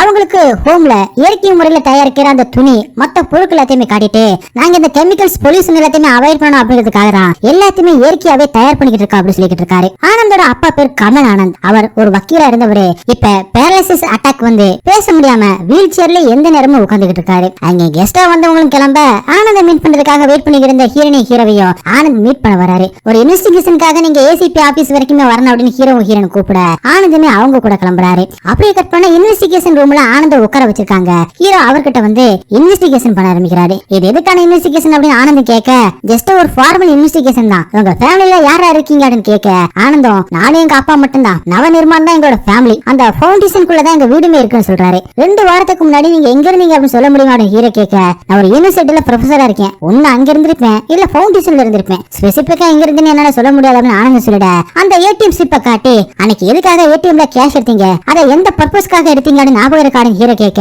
எங்க ஃபவுண்டேஷனுக்கு பிளம்பிங் ஒர்க் வேலைக்காக எடுத்தேன் அப்படின்னு சொல்றாரு. அன்னைக்கு வேற எங்கயாவது போனீங்களா அப்படின்னு கேட்க எங்க அப்பாவை ஹாஸ்பிட்டலுக்கு கூட்டிட்டு போனேன், அதுமே ஃபவுண்டேஷன்ல இருந்து பக்கத்துல தான் இருக்குன்னு ஆனந்த் சொல்ல ஹீரோவும் நீங்க இங்க இருந்ததா சொல்றீங்க, ஆனா உங்க ஏடிஎம் ஸ்லிப் மட்டும் 88 கிலோமீட்டர் டிராவல் பண்ணி நந்திகிராம்ல ஒரு இடத்துல இருந்துச்சு, அது எப்படி அப்படின்னு கேட்கறான். ஆனந்தம் என்ன நடந்துச்சு அப்படின்னு புரியாம என்னதான் நடந்துச்சு அப்படின்னு கேட்கிறாரு. அப்பதான் ஹீரோவும் அது ஒரு மர்டர் ஸ்பாட்ல இருந்து கிடைச்சிச்சு அப்படின்னு சொல்றான். ஒரு ஸ்லிப் கிடைச்சதுனால நான் தான் கொலைகாரன் ஆயிடுவானா அப்படின்னு கேட்டு ஆனந்த் அங்கிருந்து போக எந்திரிக்க ஹீரோனோ இது ஒரு மர்டர் இன்வெஸ்டிகேஷன், தயவு செஞ்சு எங்களுக்கு ஒத்துழைங்க அப்படின்னு கேக்குறாங்க. அவரும் நிக்கிறாரு. ஆனா அசிஸ்டன்ட் கமிஷனர் வந்து அவரை அங்கிருந்து போங்க சார் அப்படி சொல்லி அனுப்பி வைக்கிறாரு. ஹீரோன் அவர் கிளம்புறதுக்கு முன்னாடி விக்டிம்ஸோட போட்டோஸ் எல்லாத்தையுமே காட்டி இவங்களை யாரையாவது உங்களுக்கு தெரியுமா அப்படின்னு கேட்க எனக்கு யாரையுமே தெரியாது அப்படின்னு ஆனந்த் சொல்லிட எதையுமே எங்க கிட்ட மறைக்காம உண்மையை மட்டும் சொல்லிடுங்க, நீங்க எங்க இருந்து வெளியில போனதுமே உங்களை பத்தி நாங்க விசாரிக்க ஆரம்பிப்போம் அப்படின்னு சொல்லி ஹீரோன் அவரை அனுப்பி வைக்கிறார். கையில கிடைச்ச ஒரு ஆதாரத்தையுமே விட்டதுனால ஹீரோனுக்கு செம்மையா டென்ஷன் ஆகுது. அவங்க டீமுக்கு ஆனந்தம்ல சந்தேகம் இல்ல அப்படின்னாலும் ஹீரோனுக்கு ஆனந்தம்ல சந்தேகமா இருக்கு. அதனால அவ பர்சனல் ஆனந்த ஃபாலோ பண்ண ஆரம்பிக்கிறான். அடுத்த நாள் காலையில ஹீரோ இன்வெஸ்டிகேஷன் ரூம்ல கொலை நடந்த அந்த இடம் பாடி கிடைச்ச இடம்னு எல்லாத்தையுமே பாத்துக்கிட்டு இருக்கும்போது ஒவ்வொரு விக்டிமோட பாடியுமே அவங்க வீட்டுக்கு பக்கத்துல இருக்கிற ஒரு ஆத்துல தான் கிடைச்சிருக்கு. சோ இப்ப கொலை பண்ணப்பட்ட அந்த டிரைவரோட பாடியும் அவன் வீட்டுக்கு பக்கத்துல இருக்கிற நந்திகிராம் ஆத்துல தான் கிடக்கும் அப்படின்னு கெஸ்ஸுக்கு வந்து அங்க போய் நம்ம டீமோட போய் பாடியை சர்ச் பண்ணி பார்க்கலாம் அப்படின்னு முடிவு பண்றான். இந்த பக்கம் ஹீரோனோ ஆனந்தோட ஃபவுண்டேஷனுக்கு நேரா போய் நீங்க அன்னைக்கு பாதியிலே கணிப்பிட்டீங்க, உங்ககிட்ட கொஞ்சம் கொஸ்டின்ஸ் கேட்க வேண்டியிருக்கா அப்படின்னு சொல்லி கேட்கறான். எனக்கு வேலை இருக்குன்னு சொல்லிட்டு ஆனந்தன் கிளம்ப பாக்குறாரு. ஆனா ஹீரோனோ நான் உங்களை 2 நாளா ஃபாலோ பண்ணிக்கிட்டு இருக்கேன், நீங்க இப்ப எனக்கு பதில் சொல்லாம போனீங்கன்னா திரும்பவுமே உங்களை நான் ஃபாலோ பண்ணதான் செய்வேன் அப்படின்னு உண்மை சொல்ல சரி நான் காலேஜுக்கு தான் போறேன், நீங்களுமே என் கூட வாங்க அப்படின்னு கூப்பிட ஹீரோனே அவருக்கு காரை ஓட்டிக்கிட்டு காலேஜுக்கு போறா. 10 வருஷத்துக்கு முன்னாடி வரைக்குமே நீங்களும் உங்க அப்பாவும் டெல்லியில தான் இருந்திருக்கீங்க. திடீர்னு எதுக்கு டெல்லியில இருந்து இங்க வந்தீங்கன்னு ஹீரோன் கேட்க, எங்க அப்பாவோட நேட்டிவ் பிளேஸ் இதுதான், அவருக்கு இங்க வரணும் அப்படிங்கதான் ஆசை, அதனாலதான் இங்க வந்து அப்படின்னு ஆனந்த் சொல்றாரு. சரி, உங்க அப்பா பெரிய அட்வொகேட், நிறைய சம்பாதிச்சிருக்காரு, ஆனா ஒரு சேரிட்டி ஒர்க் கூட பண்ணல, இன்னும் கேட்டா ஒரு சேரிட்டி ஆர்கனைசேஷன் மேல கேஸே போட்டிருக்காரு. அப்படி இருக்கும்போது நீங்க பவுண்டேஷனை வச்சு இவ்வளவு உதவி பண்றதுக்கு என்ன காரணம் அப்படின்னு கேட்க, எங்க அப்பா இந்த காசெல்லாம் நல்ல விதமா மட்டும் சம்பாதிக்கல, கெட்டவங்களுக்காகவும் வாதாட சம்பாதிச்சிருக்காரு. அவருக்கு பேரலைசிஸ் அட்டாக் வந்ததுக்கு அப்புறமா தான் தப்பு பண்ணிருக்கோம் அப்படிங்கறத அவர் கண்ணுல நான் பார்த்தேன், அதனாலதான் அவருக்காக இந்த சேரிட்டி ஒர்க் எல்லாம் நான் பண்ண ஆரம்பிச்சேன் அப்படின்னு ஆனந்த் சொல்றாரு. ஹீரோன் அவர்கிட்ட உங்களுக்கு கடவுள் நம்பிக்கை இருக்கா அப்படின்னு கேட்க, கில்லருக்கு அந்த கேள்விக்கு என்ன சம்பந்தம் அப்படின்னு ஆனந்த் புரியாம கேட்கிறாரு. ஹீரோன் அதுக்கு சரியா பதில் சொல்லாம அது கான்பிடென்ஷியல் அப்படின்னு சொல்லிட, ஆனந்த் ஹீரோன் கிட்ட எதையுமே மறைக்காம எனக்கு நம்பிக்கை இல்ல, எங்க அப்பாவுக்குமே எந்த ஒரு நம்பிக்கையும் இல்ல அப்படின்னு சொல்றாரு. இந்த பக்கம் ஹீரோ ஆத்துல மூழ்கி தேடுறவங்களை வச்சு அந்த ஆத்துல பாடி இருக்கா அப்படின்னு தேடிக்கிட்டு இருக்கான். அப்படி இந்த பக்கம் கில்லரை போலீஸ் ஸ்டேஷன்ல வச்சிருக்கிறத காட்டுறாங்க. அங்க இந்த ஸ்டேஷன் இன்ஸ்பெக்டர் வந்து அவங்க கிட்ட இருக்கிற பணத்தை எல்லாம் வசூல் பண்ணிக்கிட்டு இருக்க, கில்லர் கிட்ட பணம் கேட்டா அவங்க கிட்ட பெருசா காசு எதுவும் இல்ல, அவன் ஒரு ரூபாய் 2 ரூபாய் சில்லற காசா எடுத்து கொடுத்துக்கிட்டு இருக்கான். அந்த இன்ஸ்பெக்டர் அந்த பேக புடுங்கி செக் பண்ணி பாக்குறாரு. அதுல கில்லர் கொலை பண்றதுக்கு முன்னாடி விக்டிம்ஸ்க்கு போட்டு விடுற அந்த மாஸ்க், அப்புறம் மொட்டை அடிக்கிறதுக்காக யூஸ் பண்ண சவர கத்தி, அப்போ ஒரு கிளி பொம்மையும் சின்னிக்காக சத்தியா செஞ்சு கொடுத்த அந்த பொம்மையும் மட்டும்தான் இருக்கு. அந்த பொம்மை இன்ஸ்பெக்டர் எடுத்ததுமே கில்லர் அவங்க கிட்ட இருந்து வாங்க ட்ரை பண்றான். ஆனா இன்ஸ்பெக்டர் கொடுக்காம இருக்க அவன் வயலண்டா மாறி அவர்கிட்ட இருந்து பிடுங்க ட்ரை பண்ண எல்லாருமே சேர்ந்து அவனை கண்ட்ரோல் பண்றாங்க. அவன் அழுதாத என்கிட்ட கொடுத்துருங்க அப்படின்னு கெஞ்சி கேட்கறான். இன்ஸ்பெக்டரே பரிதாபப்பட்டு அவங்கிட்ட அந்த பொம்மை கொடுத்துறாரு. கில்லரும் இப்ப இன்ஸ்பெக்டர் கட்டி பிடிச்சு அழுகிறான். இன்ஸ்பெக்டரே இவன் பாவம்னு ஃபீல் பண்ணி கில்லர் அங்கிருந்து அனுப்பிடுறாரு. இப்போ இவன் தான் ஹீரோனோட அண்ணனா இருப்பானோ அப்படிங்கிற ஒரு டவுட் நமக்கு கொடுக்குறாங்க. ஆனா இப்போ வரைக்கும் அவன் வாயால அவனோட பேரை இன்னுமே அவன் சொல்லல. இங்க ஆனந்தன் காலேஜ்ல சைக்கலாஜிக்கல் கிளாஸ் நடத்திக்கிட்டு இருக்காரு. அதுல ஒரு மனுஷன் சின்ன வயசுல அனுபவிச்ச வலியும் வேதனை தான் அவனை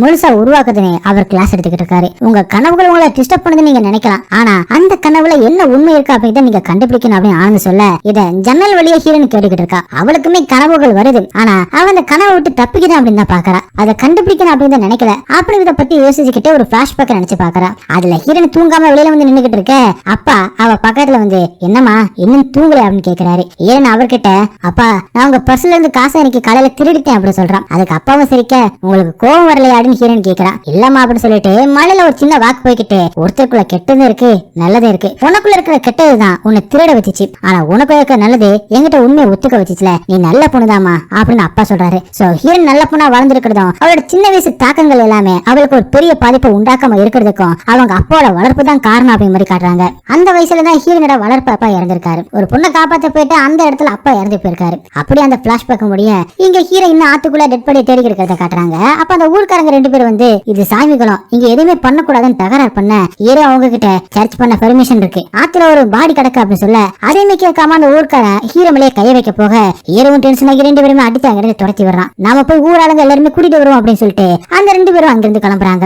இந்த பக்கம் ஹீரோன் காலேஜ் முடிச்சு ஆனந்தோட அவன் வீட்டுக்கு திரும்பி வரான். ஆனந்த் அவங்க அப்பாவுக்கு டின்னர் ஊட்டி விட்டுக்கிட்டு இருக்க, ஹீரோன் அங்க இருக்கிற புக்ஸ் எல்லாத்தையுமே பாத்துக்கிட்டு இருக்கா. ஆனந்த் அவங்க அப்பா கிட்ட ஹீரோனை இன்ட்ரோடியூஸ் பண்ணி வைக்கிறாரு. ஹீரோன் அவங்க கூட வந்து டைனிங் டேபிள்ல உட்கார்றா.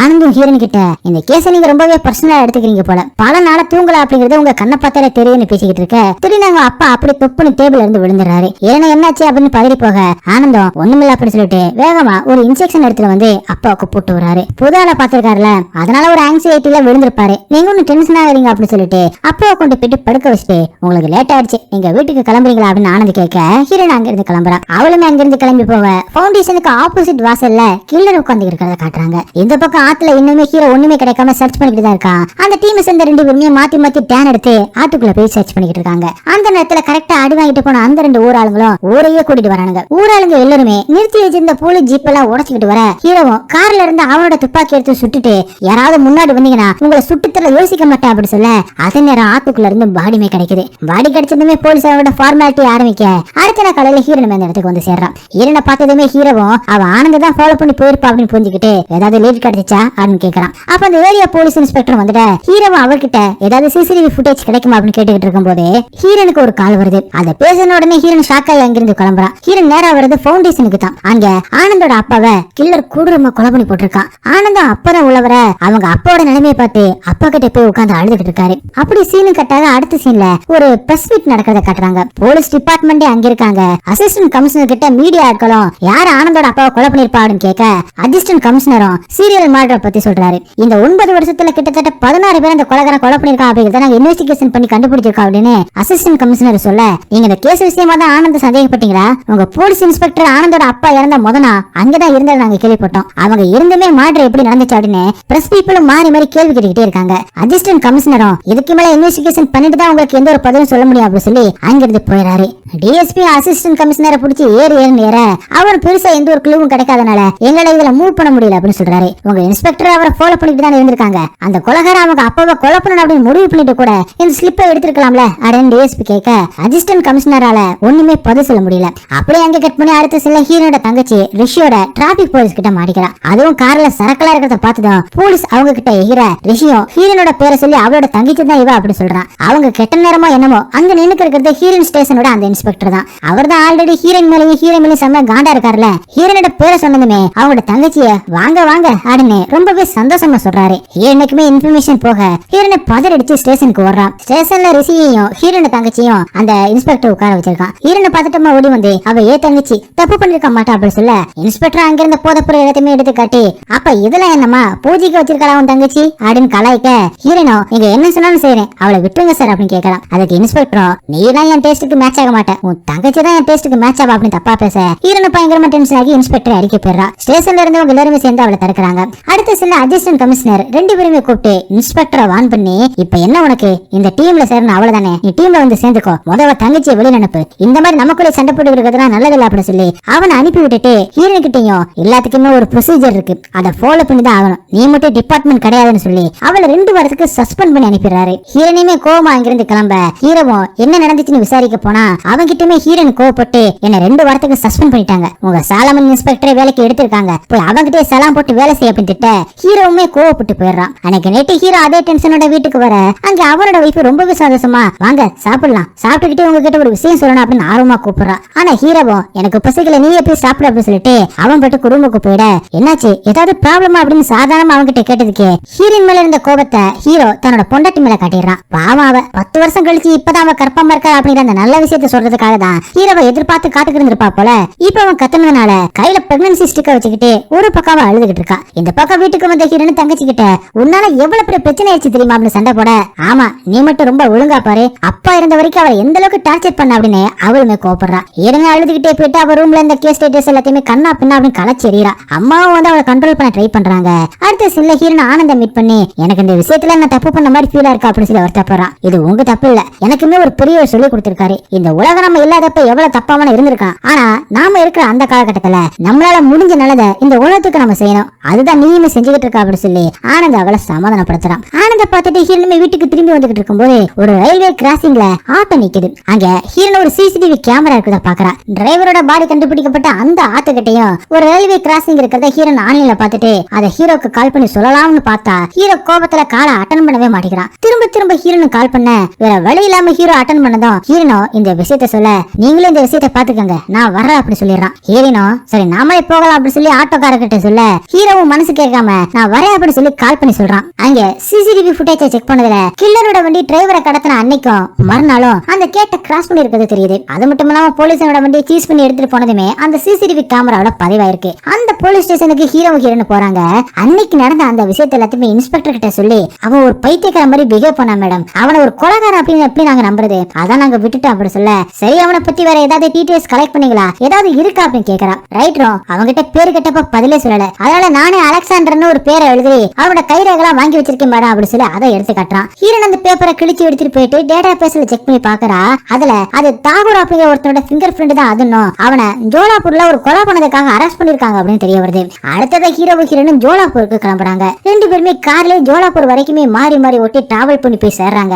ஊர் தலைவர் அவங்களை வீட்டுக்கே கூட்டிட்டு போயிட்டு உட்கார வச்சு அவங்களுக்கு சாப்பாடு தண்ணி எல்லாத்தையுமே கொடுத்து என்ன ஏதுன்னு விசாரிக்க ஹீரோவும் தாக்கூரோட போட்டோவை காட்டி இவனை 19 வருஷத்துக்கு முன்னாடி அவங்க பாட்டியை கொண்டதுக்காக அரெஸ்ட் பண்ணிருக்காங்க இவனை பத்தி வேற ஏதாவது டீடைல்ஸ் தெரியுமா அப்படின்னு கேட்டதுமே அந்த ஊர் தலைவர் வீட்டுல இருந்த எல்லாருமே ரூமுக்கு போக சொல்லிட்டு உட்கார்ந்துகிட்டு இருந்த ஹீரோவையும் எந்திரிங்கன்னு சொல்ல என்னடா மரியாதையெல்லாம் தலைகீழா மாறுது அப்படின்னு ஒருவித பயத்தோட 2 பேருமே எந்திரிக்கிறாங்க. இவனை பத்தி எங்களுக்கு எதுவுமே தெரியாது இங்க இருந்து கிளம்புங்க அப்படின்னு பெரியவர் சொல்றாரு. ஹீரோன் அவர்கிட்ட கடந்த 9 வருஷமா நிறைய பேரை கொலை பண்ணிக்கிட்டு இருக்கான் சார் இவன் ஒரு கொலைகாரனை பிடிக்க நீங்க உதவக்கூடாதா அப்படின்னு பதமா கேட்டு பாக்குறா. ஆனா அந்த பெரியவர் ரொம்பவே பிடிவாதமா வெளியில போங்கன்னா அவங்களை துரத்துறதுல குறியா இருக்காரு. வேற வழி இல்லாம ஹீரோன்னு வெளியில வந்துடுறாங்க. வெளியில வந்து அவங்க யாருக்கிட்ட விசாரிச்சாலுமே அவங்க தெரியாது அப்படின்னு தான் சொல்றாங்க. அன்னைக்கு நைட்டு என்ன பண்றதுன்னு தெரியாம ஒரு இடத்துல வெயிட் பண்ணிக்கிட்டு இருக்க அந்த ஊர் தலைவரோட பையனும் இவங்களை மீட் பண்ண வரான். இவங்களை தனியா கூட்டிட்டு போயிட்டு இந்த ஊர்ல நீங்க தாக்கூரை பத்தி யாரு கிட்ட கேட்டாலுமே எதுவுமே சொல்ல மாட்டாங்க, ஏன்னா அவனை பார்த்தாலே எல்லாருக்குமே பயம், அவனோட பொறப்பே அந்த மாதிரின்னு சொல்லி ஒரு பிளாஷ்பேக்க சொல்றான். தாக்கூர் பிறந்ததும் அவங்க அம்மா இறந்து போக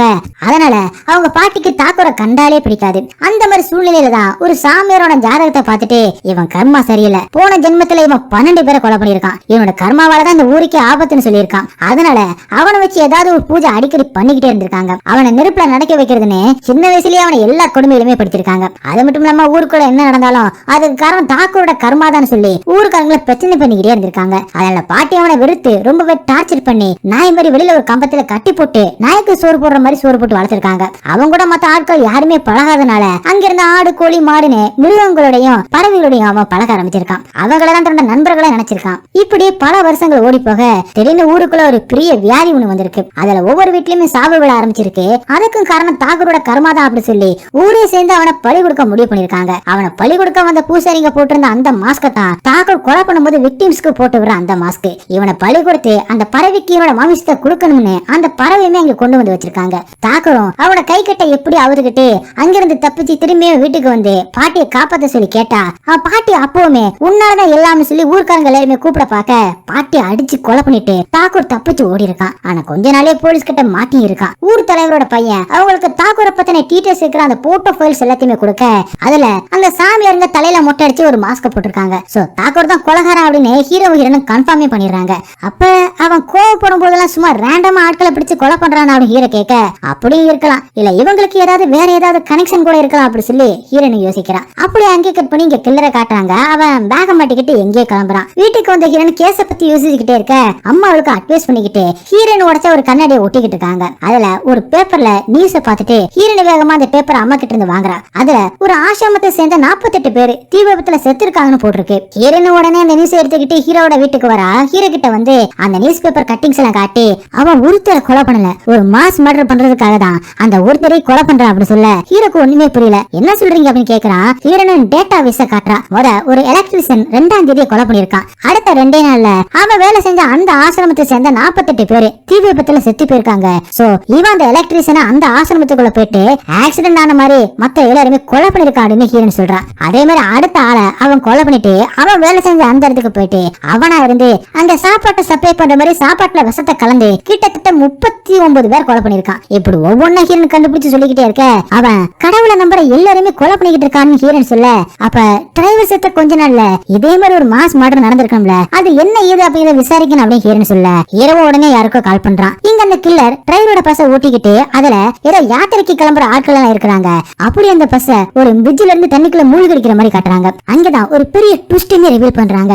ஆசிரமத்துல இருக்கிற ஆனந்துக்கு கால் வர ஆனந்த் அந்த காலை அட்டன் பண்ணி தாகூர்னு கூப்பிட தாகூரும் பஸ்ஸை கவுத்த அந்த ஆத்துக்கு பக்கத்துல உட்காந்துக்கிட்டு சத்யான்னு ஆனந்த கூப்பிட்டு அவன் வேலை முடிஞ்சிச்சுன்னு சொல்ல இங்க சத்யா அலேஸ் ஆனந்த் அப்படின்னு காலை கட் பண்றான். அதாவது ஆனந்தா இருக்கிற சத்யா தான் ஹீரோனோட உண்மையான அண்ணன். தாகூரும் சத்யாவும் ஜுவைனல் ஹோம்ல இருந்து ஃப்ரெண்ட்ஸுங்க அப்படிங்கறத காட்டுறாங்க. சத்யாவுக்கு முன்னாடியே ஒரு கூட்டு மின்னு சந்தோஷத்துல கைய தூக்க நாம இன்னைக்கு பண்ணது சின்ன விஷயம் தான், இன்னும் பண்ண வேண்டியது நிறைய இருக்குன்னு சத்யா சொல்றான். அப்படி சீனு கட்டாக அடுத்த சீன்ல சத்யா சீர்திருத்த பள்ளியில இருக்கும்போது ஒரு நியூஸ் பேப்பர் படிக்கிறான். அதுல அவன் ஊரை கொளுத்துனத யாரோ கடவுள் ஜோதியா மலை மேல தெரியறாரு அப்படின்னு சொல்ல போக அடுத்த வருஷத்துல இருந்து அந்த ஜோதிக்காக மக்கள் காத்திருக்க ஆரம்பிச்சிருக்காங்க. இந்த வருஷம் கூட அந்த ஜோதி தெரியல அப்படின்னு சொல்லிட்டு மக்கள் எல்லாமே வருத்தமா பேட்டி கொடுத்திருந்திருக்காங்க. அத நியூஸ்லயுமே போட்டிருக்க என்ன பைத்தியக்காரத்தனம் அப்படி மாதிரி சத்யா அதை படிச்சு இருந்திருக்கான். இந்த சமயத்துல தான் சீர்திருத்த பள்ளியில தாக்கூர் வந்து சேர்ந்திருக்கான். அவன் எல்லாருக்கிட்டுமே பயந்துகிட்டு பாத்ரூம்குள்ளேயே எல்லாருமே அடைஞ்சு கிடந்திருக்கான். சத்யா தான் அவனை கொஞ்சம் கொஞ்சமா பேசி உனக்கு நான் இருக்கேன் அப்படின்ற மாதிரி நம்பிக்கை கொடுத்து அவனை தைரியப்படுத்தி வெளியில கொண்டு வந்திருக்கான். அப்படியே கட் பண்ணா அப்படியே பிரசன்ட்ல காட்டுறாங்க. அந்த பஸ்ல இருந்து பிரிட்ஜுக்கு கீழே இருக்கிற அந்த தண்ணிக்குள்ள விழுந்து செத்து போனவங்க எல்லாரோட டெட் பாடிஸ் எல்லாத்தையுமே வெளியில எடுத்துக்கிட்டு இருக்காங்க. அந்த இடத்துக்கு அசிஸ்டன்ட் கமிஷனரோட டீமோட வந்திருக்காரு. ஹீரோனுமே இங்க வந்திருக்கா. ஹீரோனோ அசிஸ்டன்ட் கமிஷனர் கிட்ட நம்ம தாக்கூரோட போட்டோவை ஸ்கெட்ச் பண்ணி எல்லா lodge bus stand railway station அப்படின்னு எல்லா இடத்துலயுமே கொடுத்து பார்ப்போம், கண்டிப்பா அவனை பத்தி தகவல் கிடைக்கும் அப்படி சொல்ல அசிஸ்டன்ட் கமிஷனரும் அதே பண்ண சொல்லிட்டு ஹீரோனை திரும்பியுமே வந்து டியூட்டில ஜாயின் பண்ணிக்க சொல்றாரு. உடனே அதுக்கான வேலை எல்லாமே தீவிரமா நடக்க ஆரம்பிக்குது. இந்த பக்கம் சத்யா அவங்க ஃபவுண்டேஷன்ல இருக்கிற அந்த ஆளுங்க ஆளுங்களை எல்லாருமே கூப்பிட்டு வச்சு கடவுளை நம்புற எல்லாருமே நம்ம கண்டிப்பா கொன்னே ஆகணும் அப்படிங்கிற மாதிரி ஒரு ஸ்பீச்சை கொடுத்துக்கிட்டு இருக்கான். அவங்க எல்லாருமே கடவுளை நம்புறவங்களால ஏதோ ஒரு விதத்துல பாதிக்கப்பட்டிருக்காங்க அப்படிங்கிறது நமக்கு நல்லாவே தெரியுது. ஃபவுண்டேஷன் அப்படிங்கிற பேர்ல இந்த மாதிரி கடவுளை நம்புறவங்களால பாதிக்கப்பட்டவங்க எல்லாருமே ஒண்ணு சேர்த்து வச்சு ஒரு பெரிய குரூப் மாதிரி சத்யா ரன் பண்ணிக்கிட்டு இருக்கான். அந்த இடத்துக்கு தாக்கூர் வரான். இந்த பக்கம் ஹீரோ ஹீரோன்னு பேசிக்கிறத காட்டுறாங்க. அதுல ஹீரோன் தாக்கூரை பத்தி நம்ம கேள்விப்பட்ட வரைக்கும் அவன் படிக்காதவன், பெருசா உலகறிவு இல்லாதவன். ஆனா அவன் இப்படி குழுவே இல்லாம மாற்ற சாதாரணமா பண்றான் அப்படின்னு கண்டிப்பா அவனுக்கு பின்னாடி யாரும் இருக்கலாம் அப்படின்னு சொல்றான். அதை கேட்ட ஹீரோ மிரண்டு போய் பாக்குறான். அவன் ஒருத்தரை கொல்றதே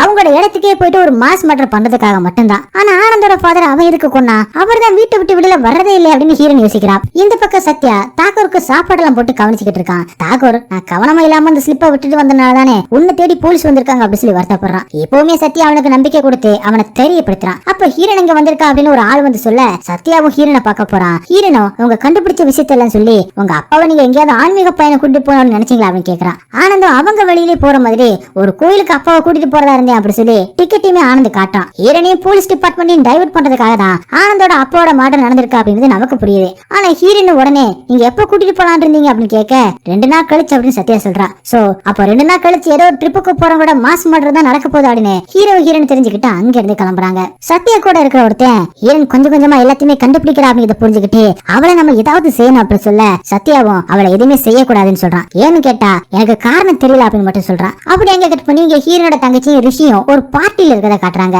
அங்க ரிஷி ஒரு பையன் ஹீரனோட அக்கா மட்டும் இல்லாட்டி அன்னைக்கு நீ போலீஸ் கிட்ட செமையா மாட்டிருப்பா அப்படின்னு கலாய்க்க அந்த கோவத்துல ரிஷியும் ஹீரனோட தங்கச்சி கிட்ட மிஸ்பிஹேவ் பண்ண ட்ரை பண்றான். ஆனா அவ ஒத்துக்காதனால கோவத்துல காரோட பேனட்டை திறந்து அதுல அவ மூஞ்சி வச்சு தேய்ச்சிடுவேன் அப்படின்னு மிரட்டான். அத்தனை பேர் முன்னாடியுமே ஹீரனோட தங்கச்சிக்கு இது ரொம்பவே அசிங்கமா போயிடுது. இந்த விஷயம் தெரிஞ்சு அங்கே வந்து ஹீரனும் ரிஷியை இழுத்துட்டு வந்து அவனையும் தங்கச்சி அவன் மிரட்டின மாதிரி பேனட்டை திறந்து மிரட்டி அவன் உன் கூட இருக்கா அப்படின்னா அவனை லவ் பண்றான்னு அர்த்தம். அதுக்காக அவனை நீ அசிங்கப்படுத்த முடியாதுன்னு மிரட்டிட்டு தங்கச்சி கூட்டிக்கிட்டு அங்கிருந்து கிளம்பிடுறான். இப்பதான் ஃபர்ஸ்ட் டைம் தங்கச்சி ஹீரன் கிட்ட நல்ல விதமா பேசுறா. அவகிட்ட நடந்துகிட்ட விதத்துக்காக மன்னிப்பும் கேட்கறா. இந்த பக்கம் வீட்டுக்கு வந்த ஹீரோவும் அவன் ஒய்ஃப் வச்சிருந்த அந்த ரிப்போர்ட்டையும் பிரெக்னன்சி ஸ்டிக்கையும் பார்த்துட்டு அவகிட்ட கோவப்பட்டதுக்காக மன்னிப்பு கேட்கறான். சில கில்லரும் அவன் பிளான் பண்றபடி கொலை பண்றதுக்காக தான் எந்த ஒரு குழுவுமே விட மாட்டான். இந்த தடவை நம்ம அவனை தப்பு பண்ண வைப்போம் அப்படி சொல்லி ஹீரன் ஒரு பிளான சொல்றா. அதையே எல்லாருமே எக்ஸிக்யூட் பண்ணலாம் அப்படின்னு முடிவு எடுக்கிறாங்க. ஒரு பிரஸ் மீட் அரேஞ்ச் பண்ணி அதுல தாக்கூர் தான் கொலைகாரன் அப்படி சொல்லி அவன் தான் அந்த கர்மாவை பத்தி சொல்லி உன்னை அழிக்கிறதுக்காக பிறந்தவரானா அப்படி மாதிரி ஹீரன் பேசி அவனை தூண்டி விடுற மாதிரி தூண்டி விடுறான். இந்த பக்கம் சத்யா தாக்கூரை வெளியில விடாம அவங்க ஃபவுண்டேஷனுக்குள்ளே வச்சு பத்திரமா பாதுகாத்துக்கிட்டு இருக்கான். எதேச்சியா தாக்கூர் ஹீரன் கொடுத்த அந்த பிரஸ் மீட்டை டிவில பார்த்துட்டு அப்பவே டிவி எல்லாம் உடைச்சு ஒரு பெரிய கலாட்டா பண்ண சத்யாவோட ஆள் சத்யாவுக்கு கால் பண்ணி விஷயத்த சொல்றான். சத்யாவும் வந்து அவனை கண்ட்ரோல் பண்ண ட்ரை பண்ண.